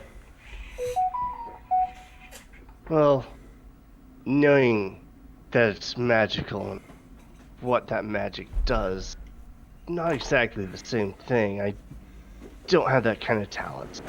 Sorry. Nope, that's fine. I'm just thinking giant bludgeoning stick and seeing these bone piles and be like, that could be fun. I mean, as far as I can tell, it's harmless. I mean, worst you could do is pick it up and, when you try and Yeah, we just learned get a sense of that. we learned from your boy Numa that picking up first and not thinking about that generally causes problems. Well, And like I said, I've already looked Rita at it. is It going to walk doesn't out have. of the conversation. It doesn't seem to have hostile magic coming off of it. Look, and I'll just reach out and I'll pick up the So you pick up one of them. Which one do you pick up? the maul. Nothing Because you happens. said it didn't have any of the tainted magic coming off of it. And I'll hand it to him. Should be fine. when I touch it, does it like resonate any kind of, I don't know, queasy, like this was tainted in some fashion feel? Nope. Okay. And I'll reach out and I'll pick up the short sword, twirl it around a little bit, hand it over to Verne. I think this one's fine too. Well, I will trust that, and I will grab the short sword. Yeah, nothing happens. Alright, though, however, this is where we are going to take our break for the evening. Everyone watching at home, thank you so much for watching. We'll be back in 10 minutes. Okay? Stay tuned. We'll be back in 10.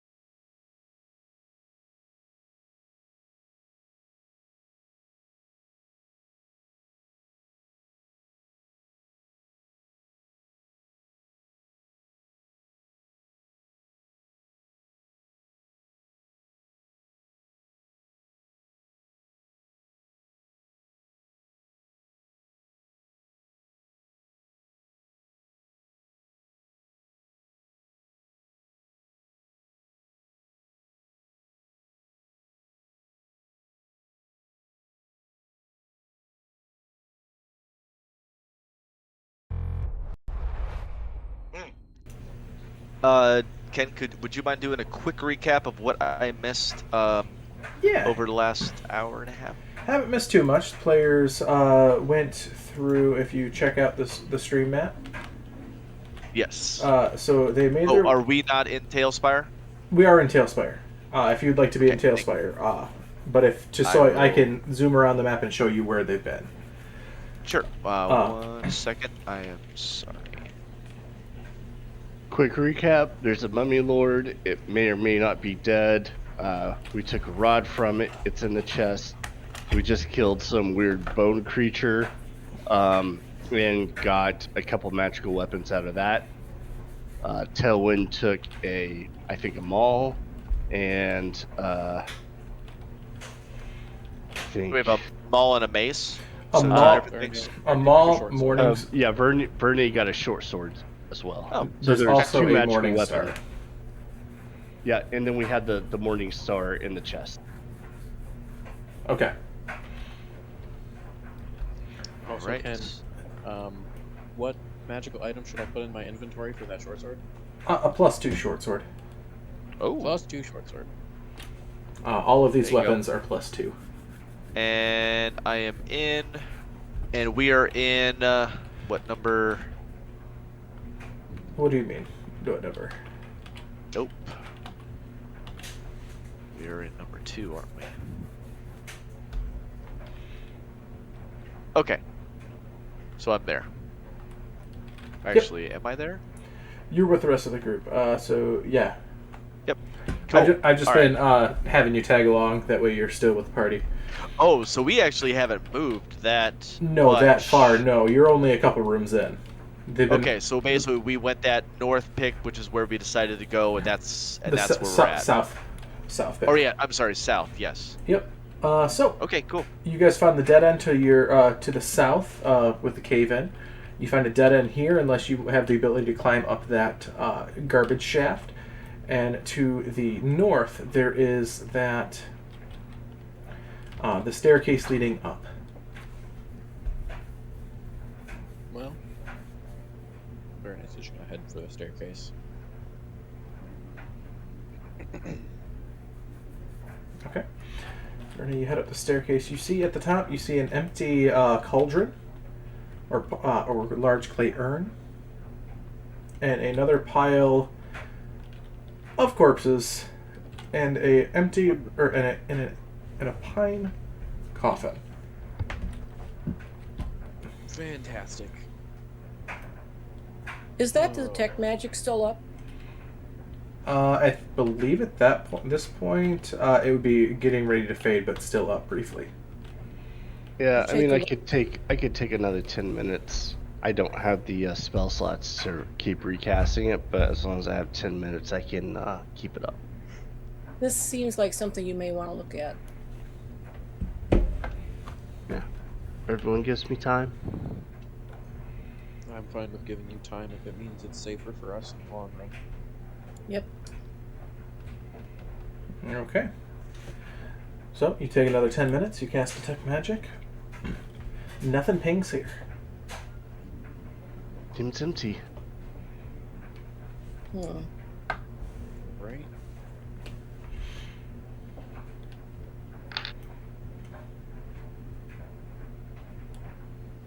Anything else? Do we want to investigate this room that all this stuff came out of just in case? Or not? You guys already did that, essentially. Okay. I'm just gonna say, well, if there's nothing magical, I'm just gonna start heading up the stairs. Okay, so you head up the stairs, and you come across a very root-filled, narrow hallway. Things here do not seem to be very easily traversable. It is very hard to move through, but you do see there is a large glowing cauldron further down this line. Interesting. It's probably important.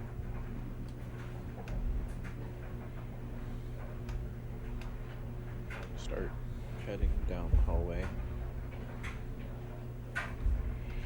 This is after assuming everyone else is following me along the staircase. Yeah, at a respectable distance. I want to be close enough if there's something you want me to check out as magical, I can come forward and do it. Okay. So you get up to that cauldron. The cauldron radiates magic. As you get up there, Phelan. Any specific school? Yeah, it radiates necrotic. I don't think we should touch it. That seems very tainted. Like the druid, there's some necrotic magic to it. In my experience, necrotic water you do not want to drink. I knew this one changeling once drank it and he just disintegrated. It was, well, terrible. No soup for you.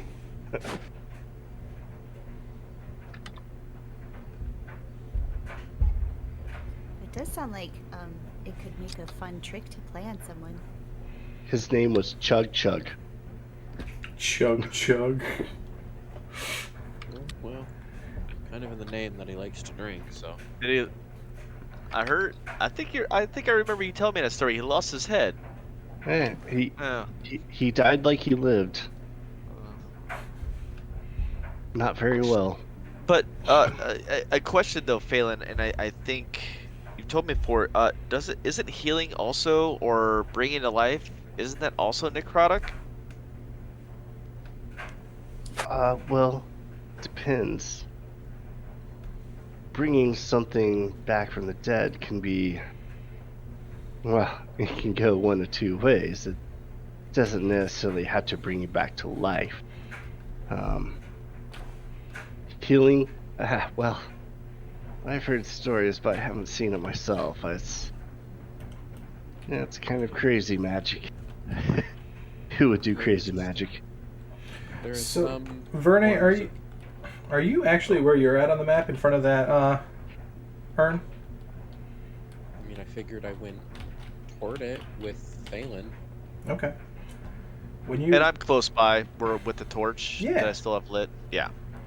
So as you pass it, a beam of sickly green light hits you there, Verne. And you gain the benefits of a long rest. Interesting. Did it come from the cauldron? Yes.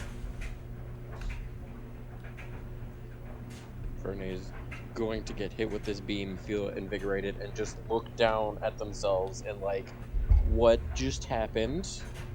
What did just happen, Bernie? I mean, I feel like I just woke up from a very nice rest. Interesting.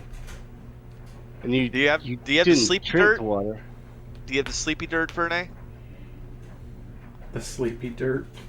Yeah, I you know, like when you have a later- really long rest and it's really good and you get all that dirt, you know. Oh, like the crust in the eyes? Yeah, Or like when Oh. rangers take a dirt nap. yeah. I mean, no. That's not what I meant.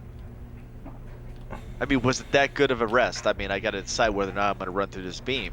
Was it good? I mean, I feel reinvigorated. I'll walk up and just stick my left hand in the beam and see what happens. You left hand in the beam. You gain the Yeah. benefits of a long rest. Oh, this is wonderful. We need to bottle this up. Hey, do you guys think that I'll that come would and- heal me? I'll go and follow them. All right. Assuming you guys all go into this beam, you guys all gain the benefits of a long rest. Oh, thank God. Oh, that's I had 2 spell slots left. Hey, I was actually good all the way through. All my stuff's on a short rest. And I It's got nice hit getting the really spells hard in that one fight. Does this help speed along the healing of my hand in any way? It does not, no. God damn. Only time will do that with that item. You're such a handful. Oh wait, no you're not. And was that a light beam that did that, or was it like just shining out of the water? It's shown out of the cauldron as you passed. and activated. Hmm. Does anybody have any empty elixir bottles? Actually, Do not. I probably do because I have alchemist supplies. and I know I do because I think I used a health potion on somebody, so I would assume that I would have one. I think I used it on. I think I used it on Panaki. Actually.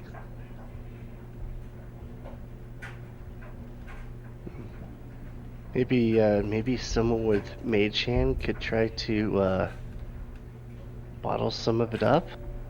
I mean, we don't even necessarily have to drink it, right? We just touch the light, so maybe a light spill on one side of the bottle, shining the light out. As you guys are debating this, Beacon of healing. the light fades from the. Of course it does. As everyone gain the benefits of a long rest, but cannot exploit the system. That's what TNT is, kid. I was It's more looking at exploiting the maybe system. like being able to toss somebody like, "Hey, recover 2 spell slots." Blah blah blah. Unfortunately, You not. guys just made him nerf us. It's not cool. Well, just pretend we're all just one-handed in combat.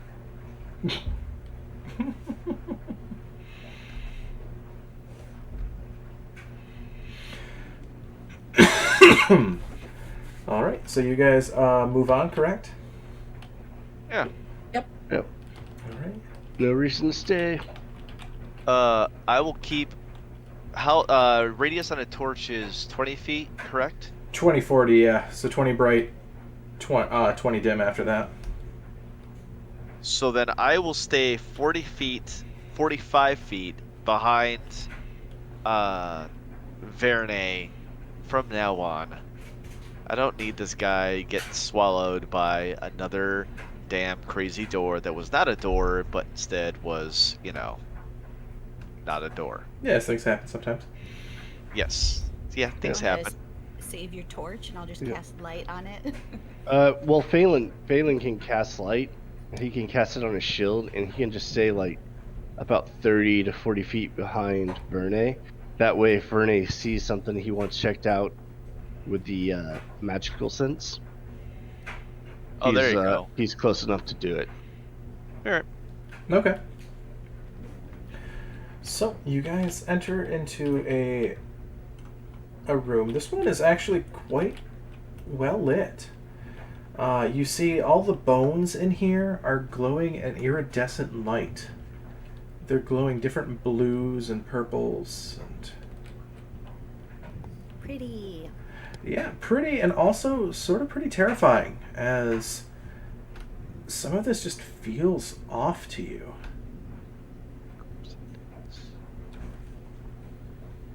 In what way? In the way that bones are not supposed to glow random colors. Are they glowing like the skull in my chest? That one is just a crystal skull.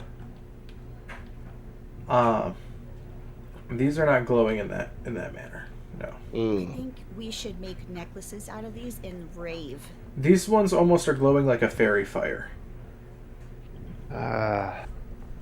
What, any school of magic coming off of them, or they're just glowing? Just glowing. No magic, just glow. That's Can I- not natural. That's not even unnatural. I'm not gonna lie, I don't even know what that is. Yeah, that's usually magic in nature, and seeing as how it's not pinging for you, that's very concerning. I'm gonna look over at Agni and be like, is this something that you could have done alchemically if they're talking about it's not magic? Well, that's a good question.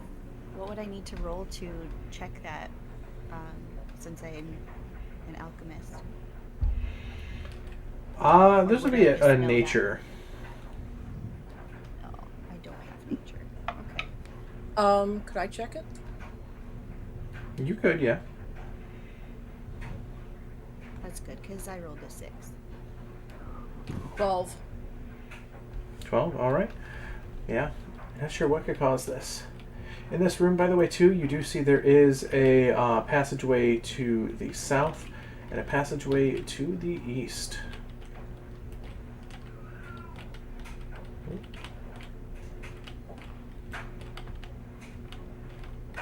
You see light coming from the one from the south. Maybe we should check that out. Probably be a good idea. Don't things that are trying to lure you in to kill them, don't they usually start with light? A lot mean- of different things start with light. That's a good question. What needs a light down here? Other than us.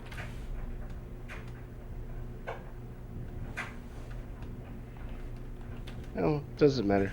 Only one way to find out.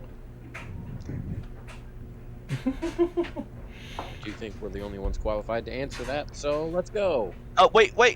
Before you go up that way, just for S&Gs and just to, well, I mean, I would like to just step this direction and take a good eye line down the hallway, and I would just like to take a shot right through the hallway. Not necessarily aiming at anything, but trying to take it right down dead center. See if I hit anything. Okay.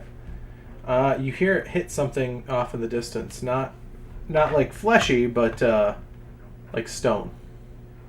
Stone. Like possibly Based on... like stairs going up. Okay. Would I be able to judge kind of how far? Give me a perception check. Sure. Could we cast light on an arrow and then do that? Oh, yeah, I could have done that. You could have done that, but you I didn't forgot this about time. That's my fault. I forgot Balin about that. reaches over and touches one of your arrows and lights it up. Oh, Yeah. good idea, Phelan. I'm glad you thought of that. But luckily, I rolled a natural 19, so that's a 25 on perception. 25. Yeah, you get the feeling it is probably roughly. You can just About 30 feet guess. in. It starts Verne, to before you go up. All right, Verne, before you go in, my arrow hit something about like 30, 40 feet in. It sounded like stone. I'm sure you heard it, but just so you know, when you go into the tunnel. I look down the hallway. I have 90 feet of dark vision. What can you see? Stairs going up. There's some stairs. Oh, I forgot that you had the 90 feet. Yeah. Well, I'll start to go down the hallway then. always be prepared. I'll Alright. back you up. So you head up the stairs, and you find yourself in the almost like you are emerging from a sinkhole that was in the ground.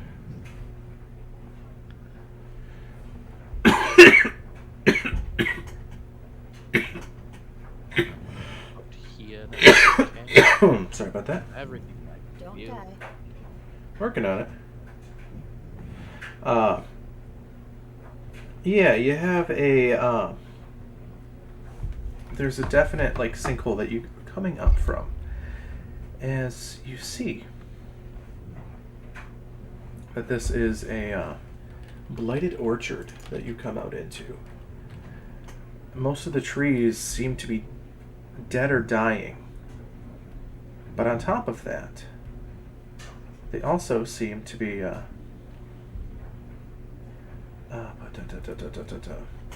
still bearing fruit upon their branches. That's concerning. Can I Dead examine trees this don't usually closer? give fruit. You could. What would I need? Nature or This is going to be in nature. Seems like the type 22. 22. All right. This- Numa, can you pull your mic away from your mouth a little bit? We're getting a little bit of breathing from your mic. So with a 22, what you get No? I thought I heard it from someone. is that these are a definite blighted fruit. These would definitely not nourish someone if they were to eat them. Okay. These would more likely harm someone than to help. Do they appear poisonous? Not poisonous, but not healthy. Like they might still hurt someone quite heavily to ingest. Okay. I tell Verne that that's what I'm figuring. Okay. Oh, I definitely do not think we should eat this fruit. No, Uh, absolutely not. Did you only tell Verne? No, I would have told everyone. I just Probably. I didn't know who else was with me besides Verne. Yeah. I think most of the party probably is here. Yeah, you guys are. like I'm assuming most all parties together here. at this point. Then I'll just make a general announcement that that is not a happy fruit. Okay. This type of place, I don't know, a druid mummy lord would keep his heart? Maybe. Maybe. I'm gonna take a look around the area, Ken. Yeah. So you look I'm going around. to... You see small Does graves. anybody have a good arcana? Good or just arcana? I have a +8. I, I have a +8. Okay. How about if I put guidance on you, and you check this thing out? Well, Sure. I'll be checking it out with Detect Magic. Okay. That Yeah. might be better. You get a definite. You find little gravestones low and into the ground here. You see the blighted trees. You see some snakes in trees. And the snakes in the trees are dead, but still moving with their undead nature. They don't seem to be hostile, but just slithering through the trees like an unnatural vine. You see dozens of these things all about. As you walk through, their eyes just sort of or their heads follow you in your directions. I rolled a 21 on the Arcana check. Okay. Arcana check on what were you searching for? Whatever where Pinocchio was telling me to look and go, and that's what I was going with, because she put guidance on me and asked me to check something out, which is I'm assuming is what Phelan also checked out, but Yeah. I wanted you to look at what I had looked at, and So they add the fruits. the fruits. There you go. So you check out the fruits. As you see, they definitely have a definite withering nature to them.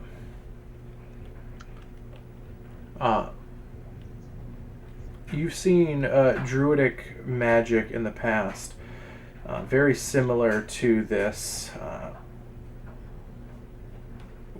shriveling anything living.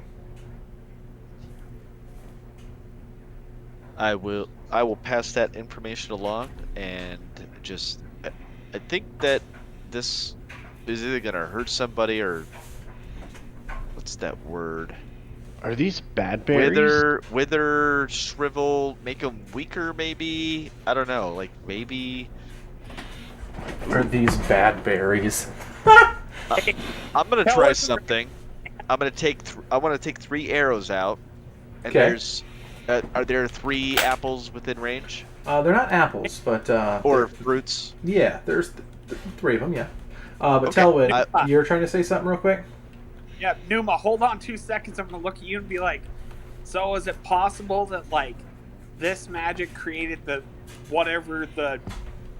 mummy thing that we found, since it's like withering and decaying and whatever else? Because I'm not quite bright on the whole magic thing. I wasn't paying attention during that. If Phelan is within earshot, could he answer that because he looked at the magic, would detect magic? Yes. Does this seem the same? Detect the same as what? As the mummy? No, not the same as the mummy. No. Okay. This is actually a little different. To know if it's anything like the apples before or that damn old hag give me that raw potato, I'm not happy. Can I coat 3 arrows with the fruit juices or whatever? So you do that, and as you squeeze the juices onto the wood of the arrow shaft actually erodes right in front of you as you lose through the arrow. Oh. What about the steel part? The steel part's still there.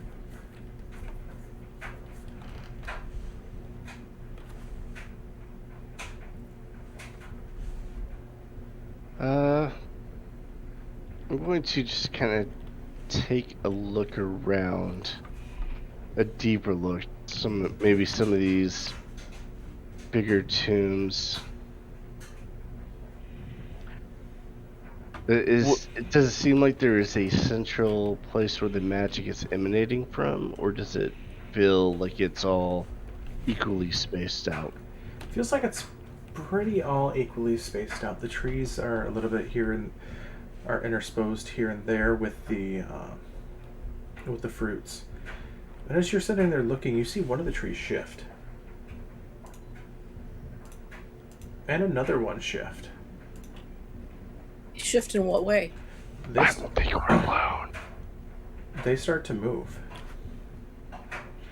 As you Okay. see some faces appear upon the trees. Who dares enter the sacred grove? Phelan will just look back at Pinocchio. As you see 2 treants pull themselves up from the dirt and menace above you. Do they look decayed, like the fruit is withering them, like it withered the arrows, the wood? The wood arrow? definitely seems desiccated on them. It doesn't seem like it is a like it's hindering them at all. But it does not. They don't look healthy. As far as trees go, they look like dead trees. So, I don't know if this is too much, but is it like an acceptance of what has been done to them, or more like they're trying to put up a fight and just currently unable? Give me an insight check. Well, he's not. Phelan is just looking at Pinocchio. I think these are your friends. This is not good. An 11. 11. It's hard for you to tell. You can't get a read on it. It's a tree. It's a tree. Hey, how do you pronounce the guy's name that we found his little thing down there again? Starts with an A. What was that? The O. Let's start with the O. The druid? Yeah, the druid's name. So you got the title, of Ornath. Ornath. Was this once Ornath's home? As you say that, you see them get a bit stiffer than what a dead tree would be, as you hear, "The Ornath." Does that mean anything to me? No, you guys do know that Ornath is the title of The Druid King. of the Druid King. Yes. But as far as like knowing past that, it's a bit past that. But they do call out, "You dare desecrate the grove of Lathir, the bear, Ornath of Sossal. I'm thinking somebody got to the whole desecrating this before we ever got here. We're actually hoping to help you. I reach in my backpack and pull out Calyx. Oh, your little awakened tree? Yes. Calyx is like shaking like a leaf on a tree, looking at you like, put me back. He does not like these individuals. We are not desecrating you. But there is something very wrong with your, what is it, Ornath? Ornath is the title, yes. Yeah. There is something very, very wrong with your Ornath. Yethlair the bear. Yeah, Yethlair the bear.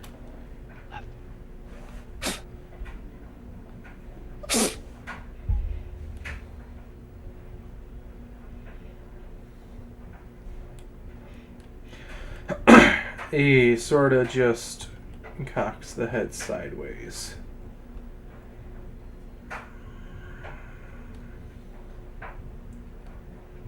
You do not belong here.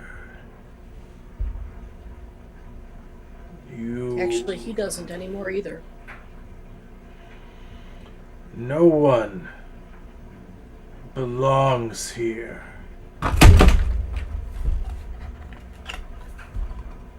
People must go from this land, but the land remembers when it was free.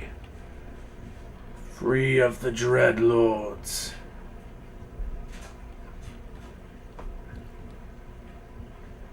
Yeah, just so you know, I'm in agreement with that whole, like, you wanting to be free from Aranvius thing. Yeah, because he's kind of a jerk. So how would one free the land? Is Aranvius. It's whoever rules it now. And they turn their head to you, Phelan, the wood creaking almost in unison as they all look at you at the same time. We do not know.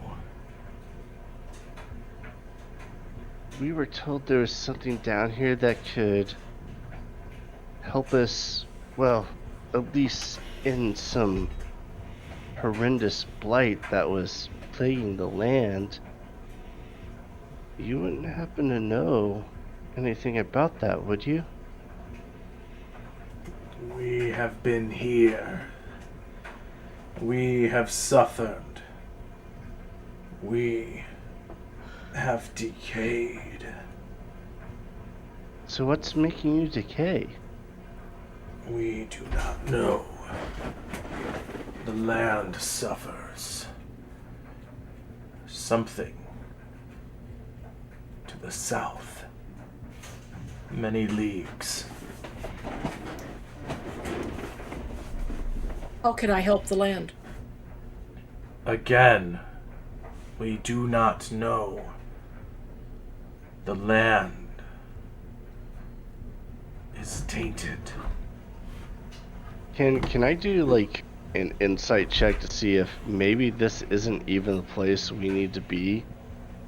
If maybe what the trees are saying could be where we're actually supposed to go? Yeah, you could check that.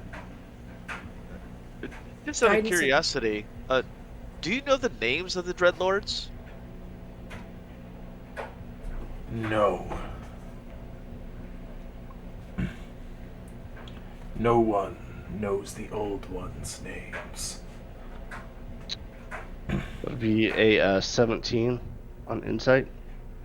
Yeah, you definitely know that there is the artifact that you were sent here will be at from that are raising the undead.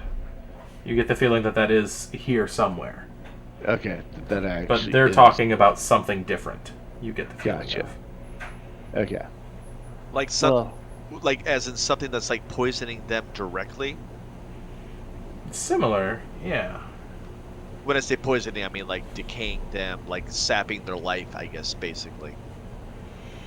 Well, I think you're right. It's not here. We shouldn't tarry in the grove too much longer. Give them their peace and all. And Phelan will just start making his way back down into the tunnel. Okay. Go. I'm also going to exit the grove. I don't want He- to burn off the tree ends. He's kind of giving everyone like the hint, wink, wink. Let's just go. Let's just go. Yeah, no, I feel like this stuff's all tied to whatever's going wrong with the druid, because there's no way he would have allowed this to happen. Like, if he created this home for himself or whatever here or whatever, it's something that's tainting like his corpse and the magic that he created here and whatever else. So I'm with you guys.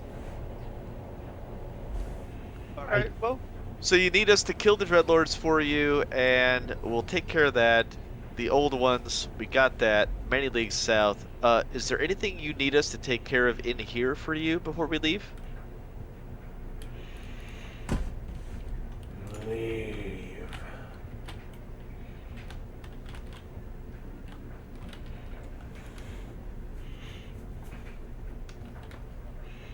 As they creak and groan in the wind of this orchard. Ken, Yes.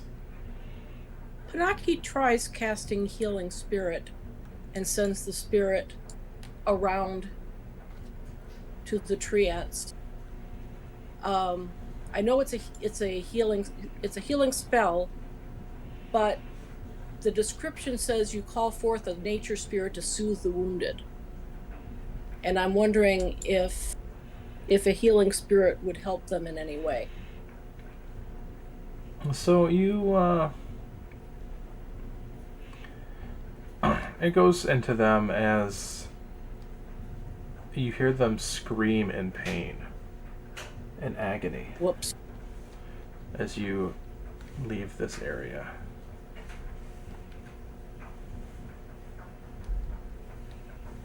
Well, damn. Well, it was worth a shot. Definitely worth a shot.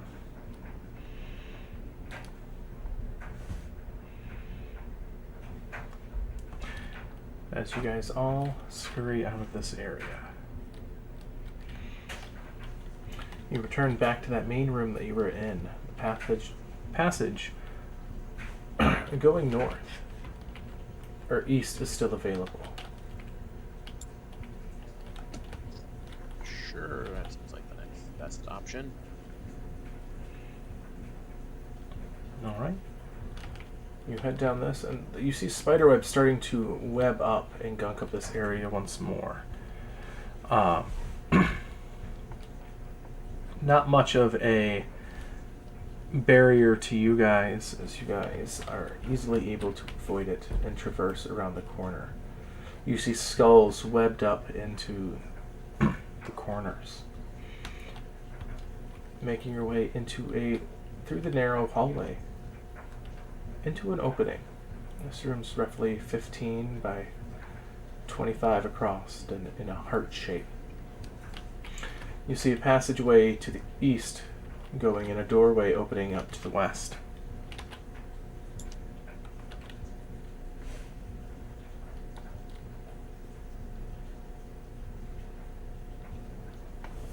And what do you guys do?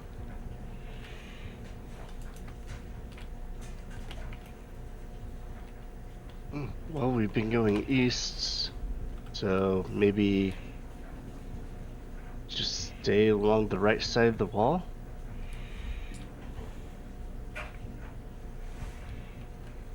Sure, let's just continue going east. Only it had to pull me over the arch and not under the arch.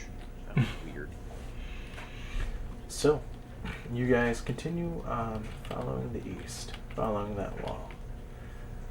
And you start to feel, especially you, Verne, being the vanguard here, the scout, you feel an aura emanating from what appears to be a crystalline cave that opens up further.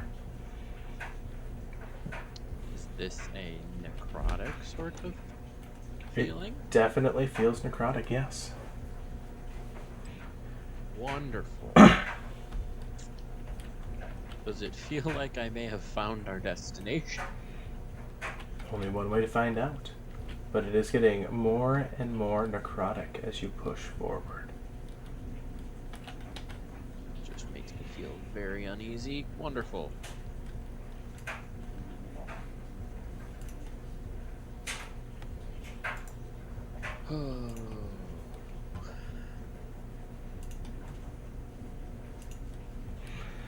As you come into this room, all of the bones in this cave has been rendered into crystalline artifacts.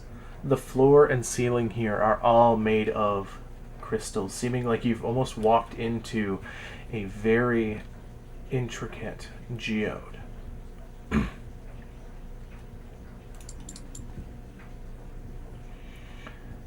You see the radiation, the aura of this comes from a suit of armor, a set of plate mail, standing on a rack in the middle of this room. Dark black armor with light green crystals emanating at different parts of it. As you approach, you see waves of energy visibly pulsing in this room. The crystals magnifying and amplifying the look of this almost enthralling looking armor.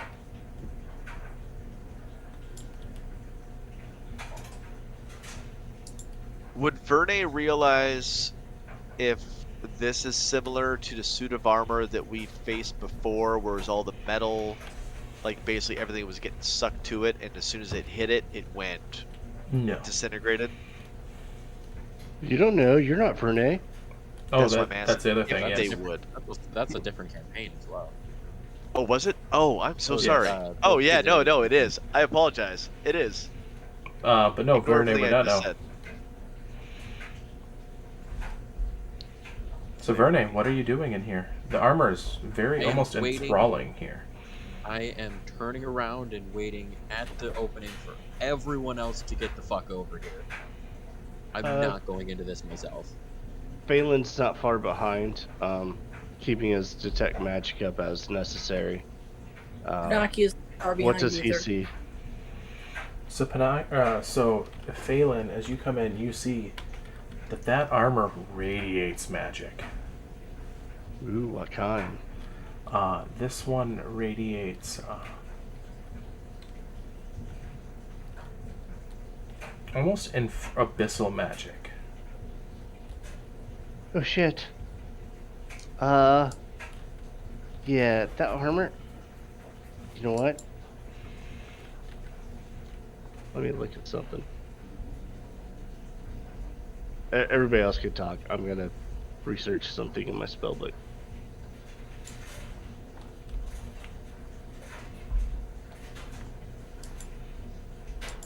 Verne's not doing anything until everyone else is there. Can't blame you. Are there any runes? On here, the armor, there are no runes. This is a sleek black plate mail with different little crystals cropping up in random parts. Hey, Telling, you want some abyssal armor? I think it'd look really great on you. I'm gonna look at my like shiny goodness of like the crafted people and be like, you think that is better than this? I'm like, this came from your people. This came from your people. I also mean- look at his shiny goodness. I've met my people. Well, the Fae, they're your people, aren't they? In a man. I mean, it's not like we're known for like the most trustworthy things in the multiverse. Well, I'm looking in this room. Besides, and Phelan will reach down, pick up like a little rock or something, and throw it at the armor. It tinks off the armor. Is the armor wearing a friendship bracelet, perhaps? It is not, but as the rock hits the armor, you do see claws grow from the gauntlets. About 8 inches long. Horrifying. Eek. I cast Banishment on the armor. It does not leave. Okay. I'm gonna immediately do Eyes of the Grave. Well, there's something good. There's nothing in the armor currently because And it's does my still Eyes of the here. Grave detect anything? Eyes of the Grave does not, no. Just making sure. Is that what happened at the same time as the banishment? I'm gonna use the first level slot to cast Detect Evil. Because necrotic magic, and we've seen both sides of it. I want to see if the magic that's radiating from this room that he's talking about is actually evil or not. So you use Detect Good and Evil. It screams. It absolutely screams evil. I'm gonna look at him and be like, yeah, that's like nothing but corrupt magic. And be like, no, I'm not putting that on. I'm not getting anywhere near it. Yeah, and I'm gonna shoot it with the arrow that has light casted on it. Alright. It bounces off. You see the claws that were retracting. It can re-extend.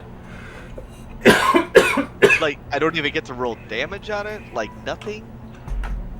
It's a magical suit of armor. Yeah, It I cannot- couldn't banish it, so there's no creature in it. You guys, Hey. I don't think one friendship bracelet is going to do it. I'm gonna be like, hey, you know what we could do? We just could just put it in the box and nobody can have it. It looks like it would be too large to put in the box. Yeah, I don't think anyone should touch it. it wouldn't fit in the chest for sure. No, and then we'd have everybody asking us what's in the box, and, you know, that question can go Yeah. really bad directions. Yeah. Or Phelan snaps, the box appears, he reaches in and dangles out the key. We could ask for some help. We could. I guess, because I can't imagine I want anybody donning this anywhere, period. Maybe he's really just misunderstood. He only Eek. got angry when we threw stuff at him.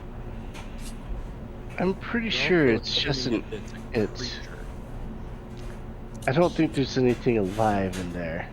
Well, Well- I'm going to tell you, whatever created this, it created this nothing but corrupted evil magic. So whatever it is, it's bad, bad, bad.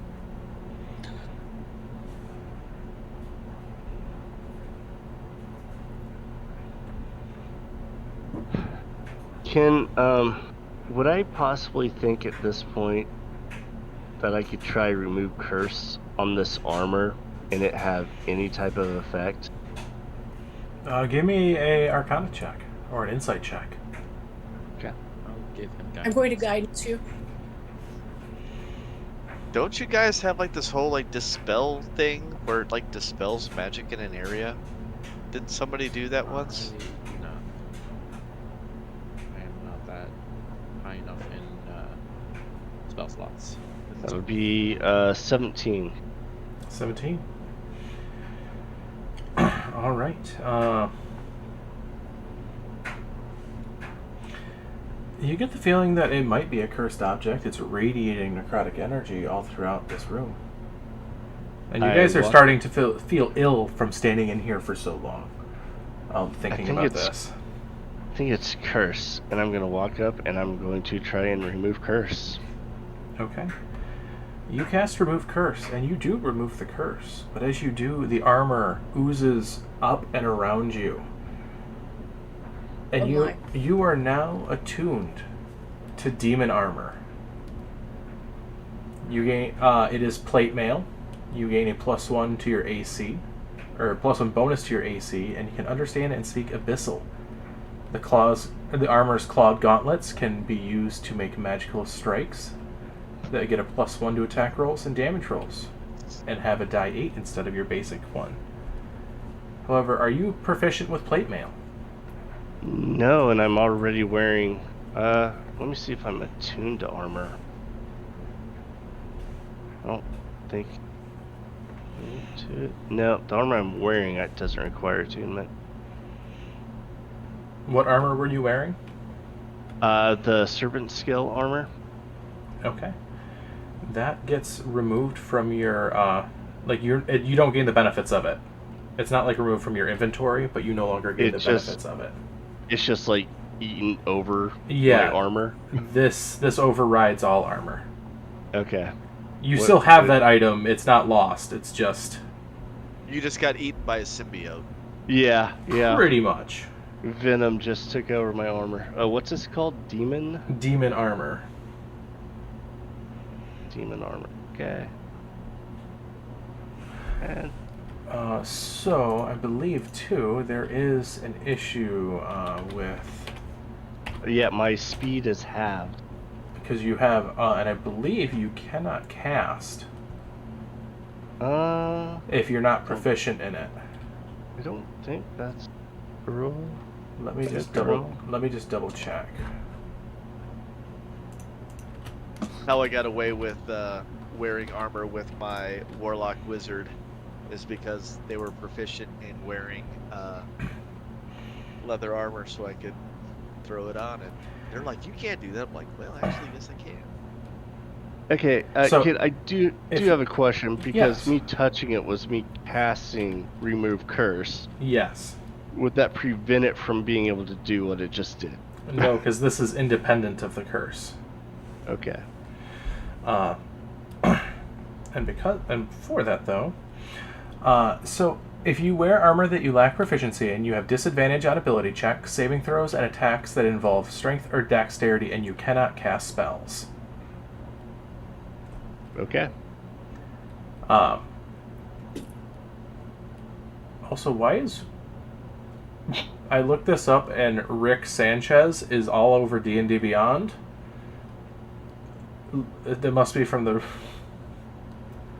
So he kind of looks like that kid with oversized arms, like the chainmail's kind of hanging off, and it's like, feels like... You can roll me another insight check there. Okay. Guidance. Well, see, here's the thing. You can't just guidance every roll. It has to be like a planned thing. I don't think insight's ever really a planned thing.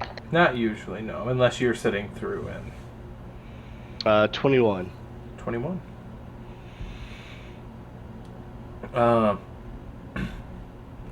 You get the thought that you might be able to remove curse again and remove this.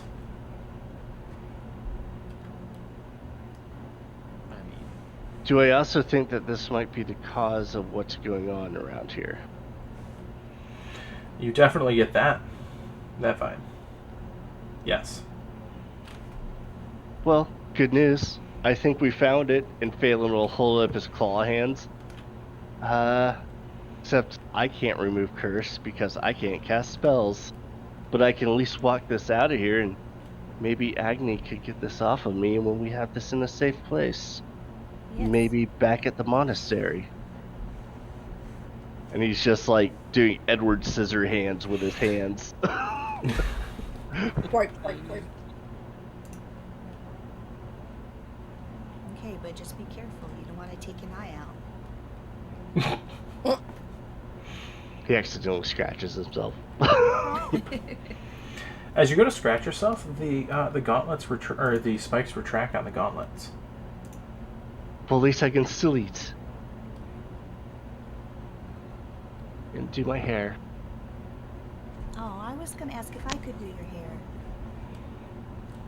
And this is like a You wanna full accidentally plate. cut This is all over your completely over your body. Oh yeah. How long is Phelan's hair, by the way? Because I'm thinking French braids. Right now it's about shoulder length, but it's all like kind of curly and frizzy. Oh yeah, you definitely need some braids.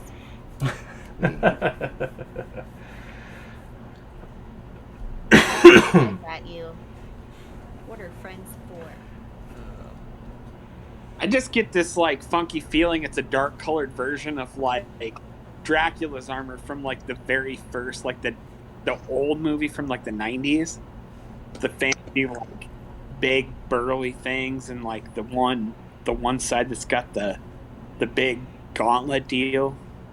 But Visual type deal. should we really be taking this back to the guy that probably sent us here to die? Just out of curiosity? I mean, we can't exactly leave it here, can we? This is kind of the source of the corruption. At least we can maybe take it somewhere safer. Would the elves be able to make it something safer? Maybe, but we're taking the long way.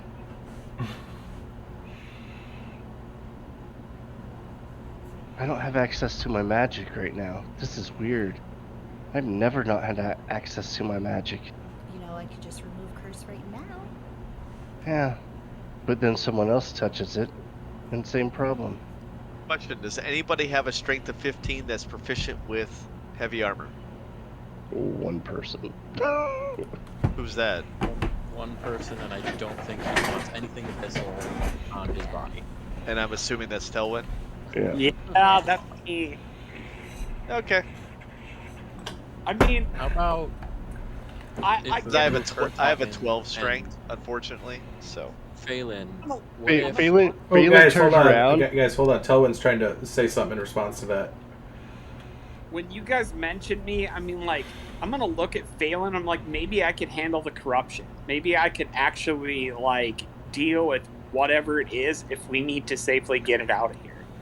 How about this? I have a bag of holding. We remove curse, you take off the armor. In the process of taking off the armor, you put it in the bag. Like, you want me to jump in the bag of holding? Agni jumps in there too. We remove curse, I mean, jump I don't out. think it's gonna melt off you. I think it'll just let you take it off. It seemed pretty insistent when I cast the spell and it jumped on me. I don't even know if it'll work for sure. Verne, give me a insight check. Insight check. That's a natural 20 for 26. Phelan's going like swoosh swoosh with the claws on the wall, checking it out. Like, he doesn't exactly seem upset about this. So We know. Verne, Yes. you get the very, very, like, the thought that, hey, wait a minute. If he was to get in your bag of holding in a spiked armor, it would probably burst the bag of holding. It's a spiked armor? The crystals and then the spikes on the gauntlet. Yeah, that would be problematic. Is anyone opposed to just starting to walk while we figure out what to do with Yeah, the let's armor? start trying to get out of here. Phelan starts walking, and he looks over at Numa. I'm a Wolverine, and just hacks at the wall.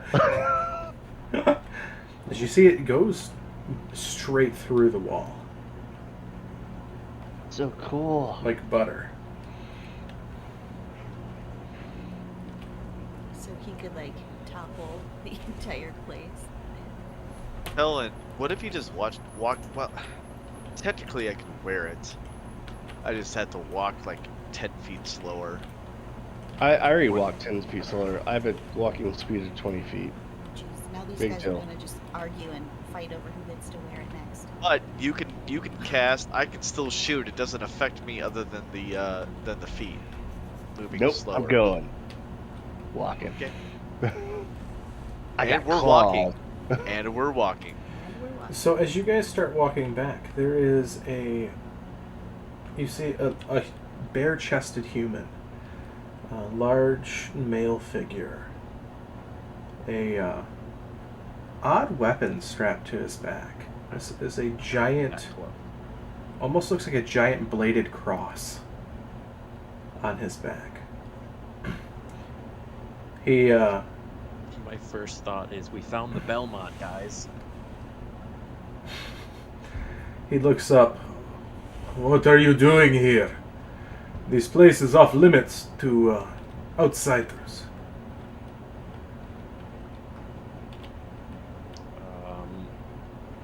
We were trying to free this place of necrotic corruption magic that we heard was here. I see, and I see that you are wearing the corruption. As he looks to Phelan. Yeah. We thought we could just walk it out of here and then find a place to get rid of it.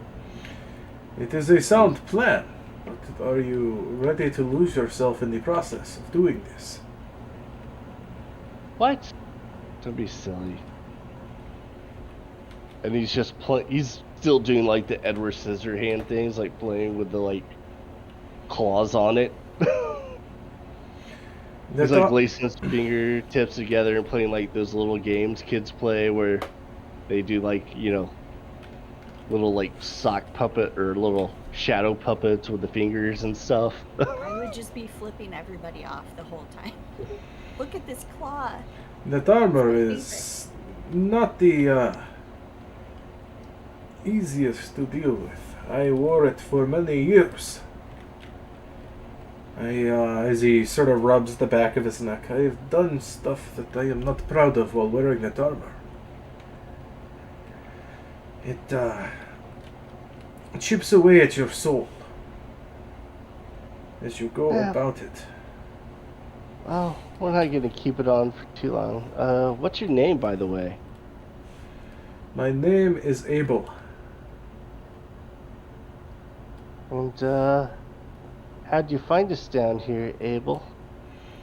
I have appointed myself guardian of these ruins ever since I put that accursed armor into that room. Oh. Do you know anything about the priests of Ogma? I know that the priests are worshipping a bastardized version of their god. Yeah, I kind of figured. I saw something in there that was way weird. Way weirder than this armor. In this place, all prayers are intercepted.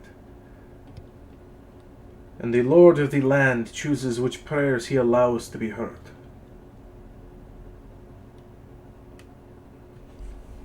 It is not ideal for those of the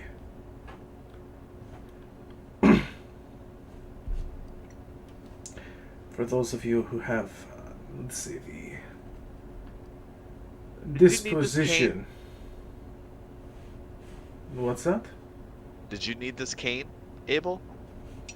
Not anymore. I'm not getting the reference. Cain and Abel. Ah, okay.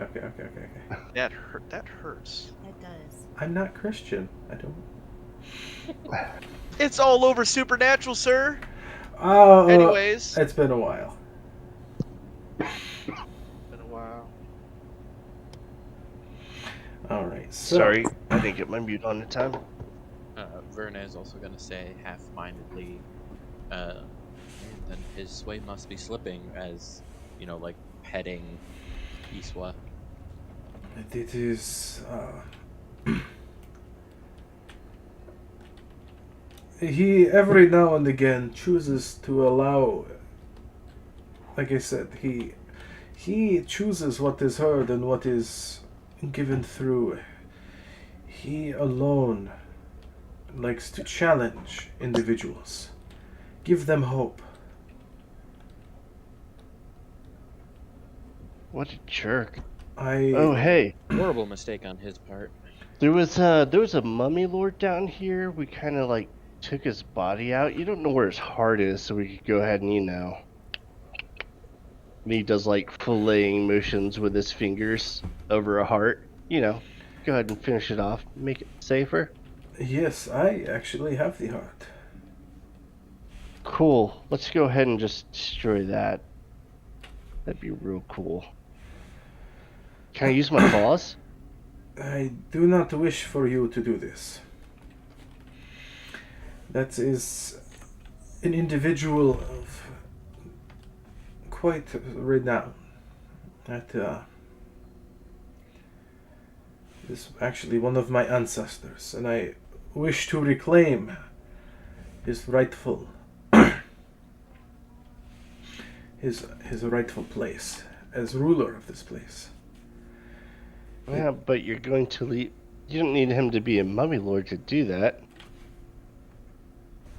But he was a druid, right? And then something bad happened to him.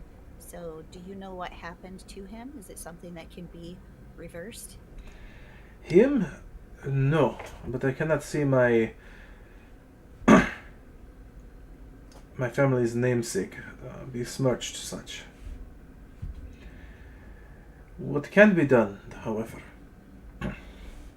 Hey, he mentions that, and I'm going to be like, yeah, I get that whole, like, throughout the course of time, your family's namesake being besmirched.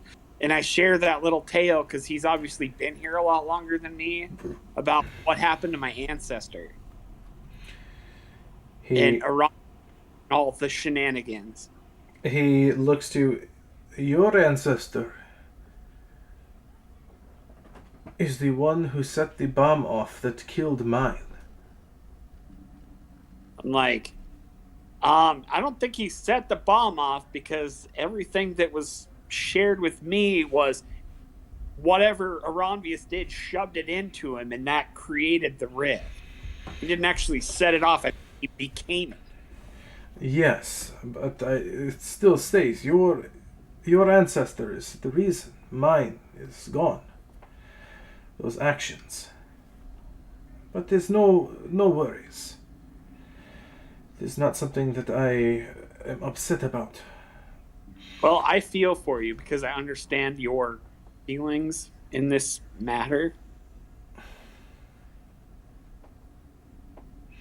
Like a relatable notion of, I'm not like condescending his comment. It's more like my ancestor was blamed for and supposedly brought on a whole blight or whatever, and we find some truth to something else happened, and that whole losing people in the process of some horrific event, and like almost consoling him in some fashion, even though it's from a different, I guess, tangent. Yeah. No, I get what you're saying. He nods thankfully to you and says, "This is interesting times we live in. I have been trying my best to get at the one known as Aranvius. I even fought him once. It did not go well. The rest of my group was destroyed. It was many years ago. He gave me an option, a persuasive bastard, and I took it. I donned the armor that you now wear. And I became a monster. I became his monster. And it is not something I ever wish to see upon anyone else. What say you to say that you have the ability to kill Aranvius, end this curse? Do you know something that I did not?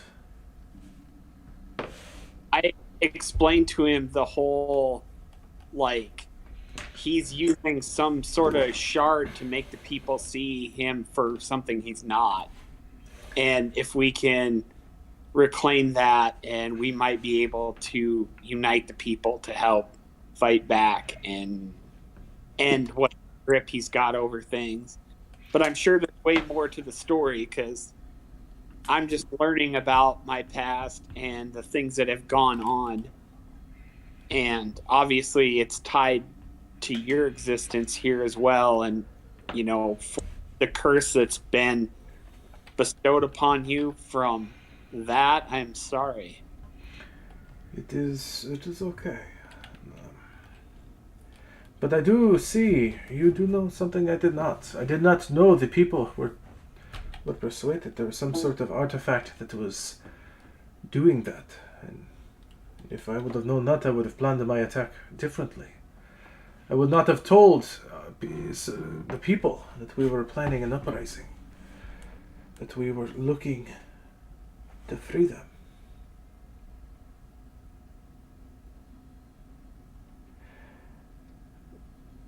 Is the name of that mummy, since it's a druid, is that Elithair the bear? Yes. He was a very powerful druidic king. Under his rule, the land prospered, until the great glacier cracked open, and the demons from the abyss started pouring out.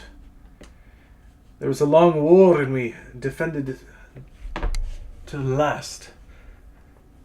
And an upstart named Oronvius Darkheart, him and his family called out that they had the ability to stop it once and for all, and the people, grasping at straws and the defenses, chose to listen to him. And through this, we get to where we are today. Hundreds of years stuck in a loop.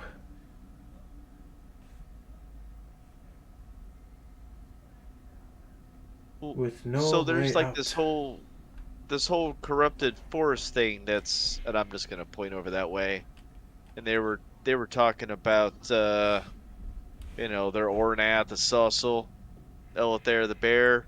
Yes. Now, is he protecting them and trying to keep it, or do we need to kill them to free them from that? Also, by any chance, do you know who the Dreadlords are and where we can find them? They're somewhere south.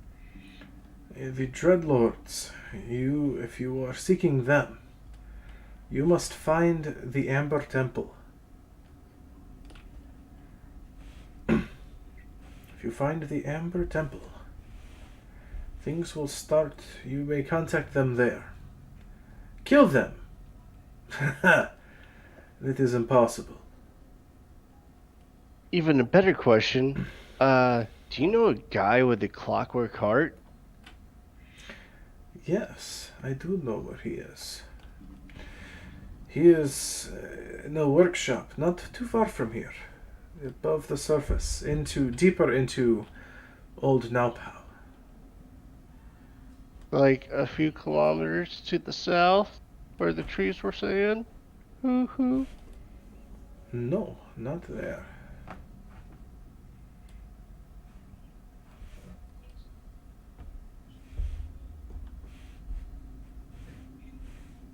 Oh, maybe he can help us figure out a good thing to do with the armor that doesn't maybe corrupt this sacred druid crypt. The man with the clockwork heart, he will be able to help you. They will, they know artifacts better than most here.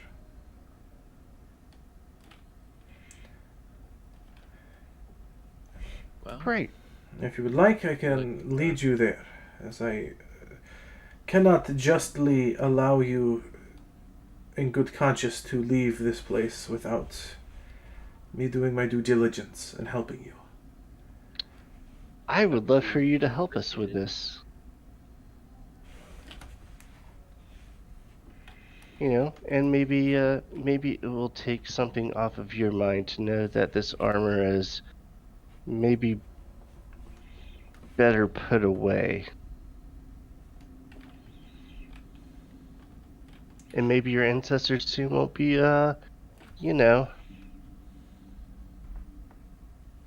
so corrupted later. That is the hope. And to answer your question about the trees, they are tied to the land. Their only way of salvation is the land itself finding salvation. So they aren't tied to their Ornath, which is the mummy. Ornath was the leader when all of this happened. If he is not here, then it is... the land might not have a chance of coming back. Oh, so if we brought him back to life, and like you took the heart, you put it back in the mummy, and then we brought him back to life, then it would be okay. You definitely didn't wait to talk to him, did you? He didn't really wait to talk to us. Rewinding back to that encounter, his eyes opened and you guys started stabbing him in his coffin. Yeah, about that. We panicked.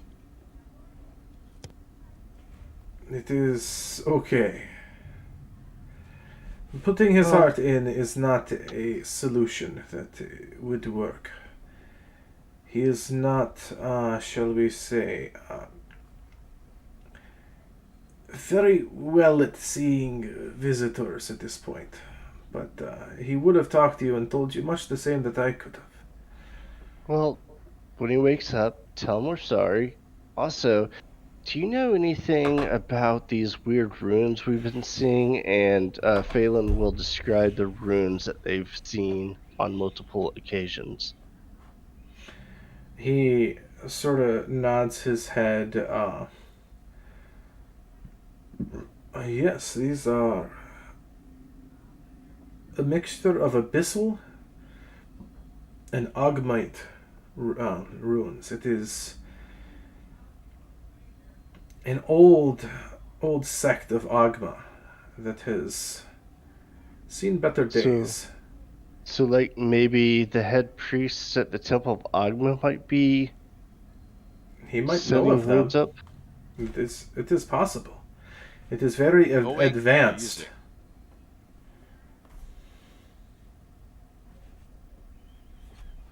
Knowing or using? He would definitely know of them.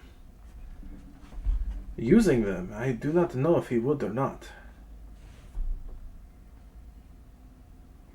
It is a different story altogether.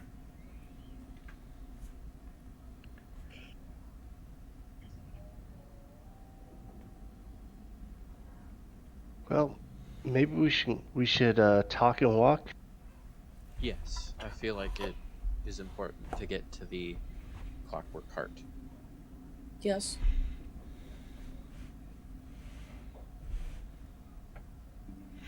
I would agree. The clockwork heart, the man with the clockwork heart, will help you quite a lot, I believe, in these tough times.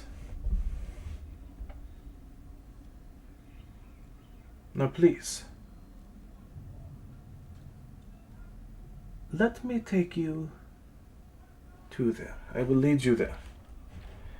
It is not far, but the area of Old Naupau is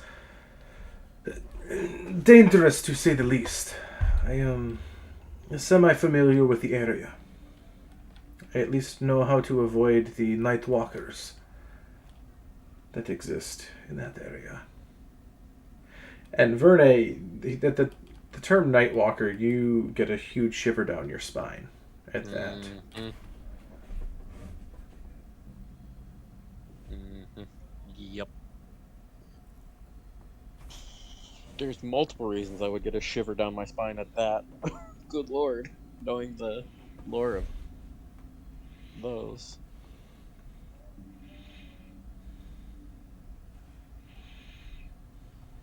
Yeah, let's do our best to avoid those. I can do my best to help you with that. I am, like I said, semi-familiar with the area. I know next to nothing, so I'm just gonna ask, what the heck is a Nightwalker? Night Okay, do you want walker. me to make a check to see what I would know as well? You could, yeah. He's going to tell you what he knows, but I guidance myself on this. It's a natural 20. yeah, you know that Nightwalkers are some of the greater undead out of the Shadowfell. They are the size of giants, and they tend to not be very friendly, to say the least.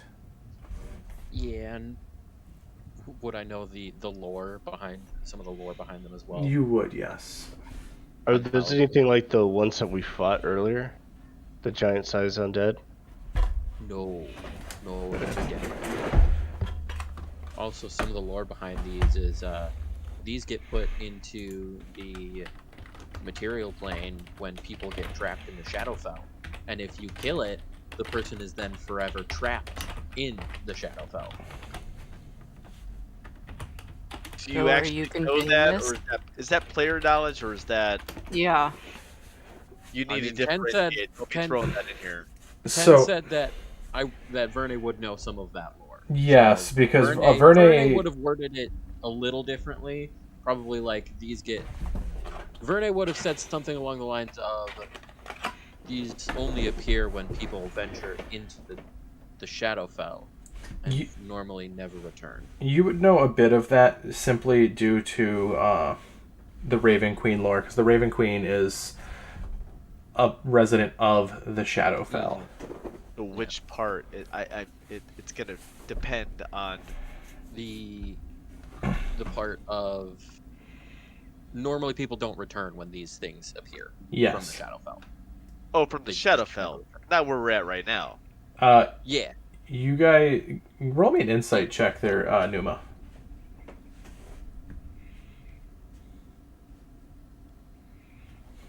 Well, I think that's gonna be an 18. Yeah, 18. You get the tingling down your back that you are in the Shadowfell. This is a demi-plane of the Shadowfell that you're in, where the prisons are held with the knowledge that you've gained from in previous sessions. So if we're gonna hunt something, this is the thing to hunt.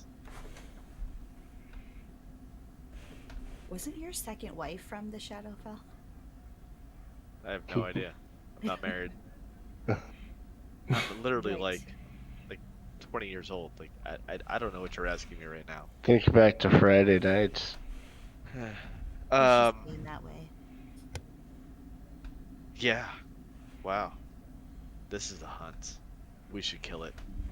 you can hunt it if you want, but I will be staying away from these creatures. Well, we should hunt it if it's hunting us. So if we're hunting it on our way out, we can make sure that we're not taken by surprise, correct? Phelan is so like clanking by them in the heavy armor. We should get going. Verne's just gonna think about what Numa just said for a second and be like, that I can't continue to think about this because it's just thinking me in circles, and just continue walking. And I am going to keep an eye out for this thing that is a Nightwalker for the entire time that we are going out there. That's my entire focus from here on out. You've been here with Numa since the very beginning, correct? Or did you join a little later? I'm trying to remember. Myself and Phelan joined later. We've never. Okay. Yeah. The party, upon description of the Nightwalker, you guys who have been here since the very beginning, you guys realize you did see one in the woods once upon a time. Back about in the days of Chi-Chi. You avoided it. You very smartly avoided it. And evaded it. I don't remember that. It was when you were real low level. Real low. Probably before I joined too. Then I vaguely remember that. I vaguely remember we it. ran like hell. Yeah, it was the large shadow giant with the large twisting horns. Oh yeah. We noped out very quickly. Yeah, you did the wise thing there. we were smart and said nope, nope, nope, nope, nope. Drove the nope boat. You drove the note boat, absolutely.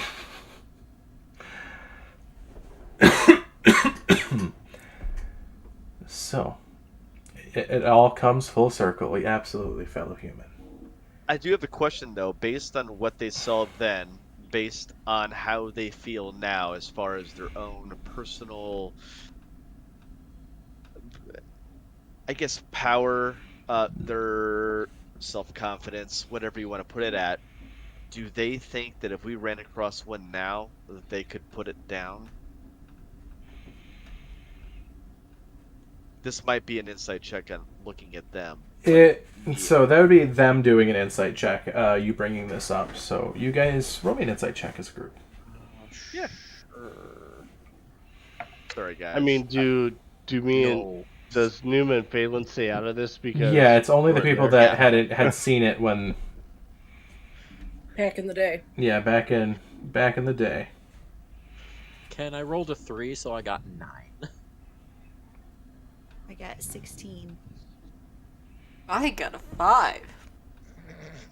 We're all just like literally traumatized by the mention of Chi-Chi. We can't think at all right now. Yeah, you guys not.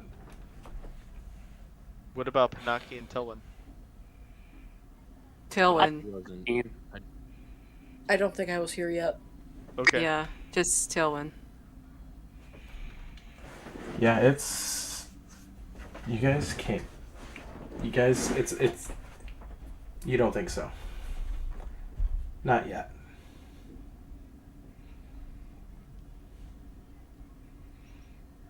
But you guys do know that you guys are getting stronger. You guys are pushing forward. You do feel like you're doing a good thing.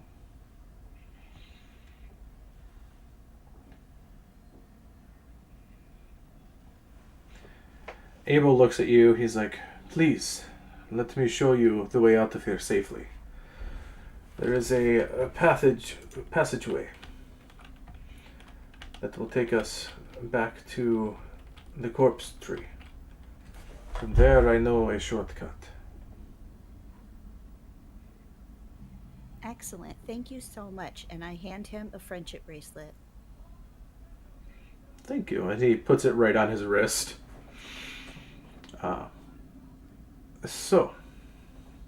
And he starts to lead you through the room that he came from.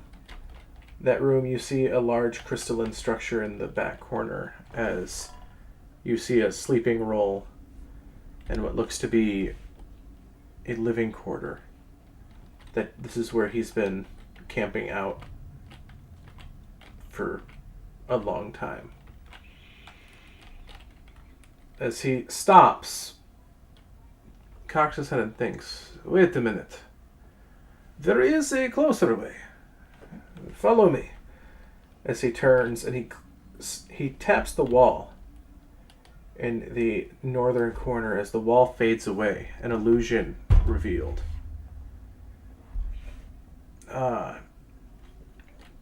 There is a hidden door here as he starts walking through. And it leads up to a hidden entrance back by the door that you first came in. That first little house.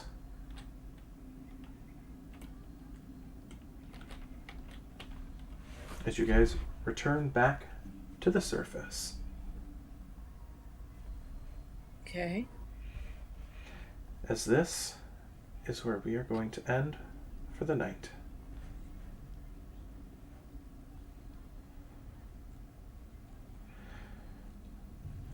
Thank you so much for playing, guys, tonight. I know I had an absolute blast. You will gain a level here for clearing this dungeon. Yay, can I gain a hand as well? If you guys want to rest here as you guys get out, Abel would be understanding. We just did a long rest. We got the benefits of yes. the long rest. Not the actual long Yeah, rest. we didn't do the time of a long rest. You'll still be risking exhaustion, pushing too much further. Okay. Due to the fact that you gain the benefits of it, but that doesn't give you the full like actual energy levels. We're still pushing with no sleep. We're still pushing the boundary of no sleep. Yeah. You guys slammed the energy drink, but still need to sleep eventually. I feel that. But you guys will gain the level. You guys will be level 9 as we head into the next chapter of this book. Gonna take a little fighter so I can keep the armor. Vita, as you come back up to the top of the to the surface, Adarai charges you and gives you a great nuzzle and sigh and whinny of relief that you are out of from underneath the earth. I wrap my arms around her and just start crying. I cry too. When they cry, I cry. Okay. I don't cry. And with that scene, this is where we truly end. Everyone at home, thank you so much for watching. This has been Odyssey of Eternity. We really appreciate you tuning in, watching. It means the world to us to see you guys active in the chat, actively chipping in to the conversations. We're also trying to gain our up to 50 followers on Twitch. We are so close, so a like and a follow on Twitch especially will go a long way. Our goal is to get to 50 followers by the New Year's. So if you could do that, that would be an awesome help. A simple follow. Also, you guys are absolutely amazing players. Thank you so much for being a part of this every Sunday. And I cannot wait to see where the story takes us.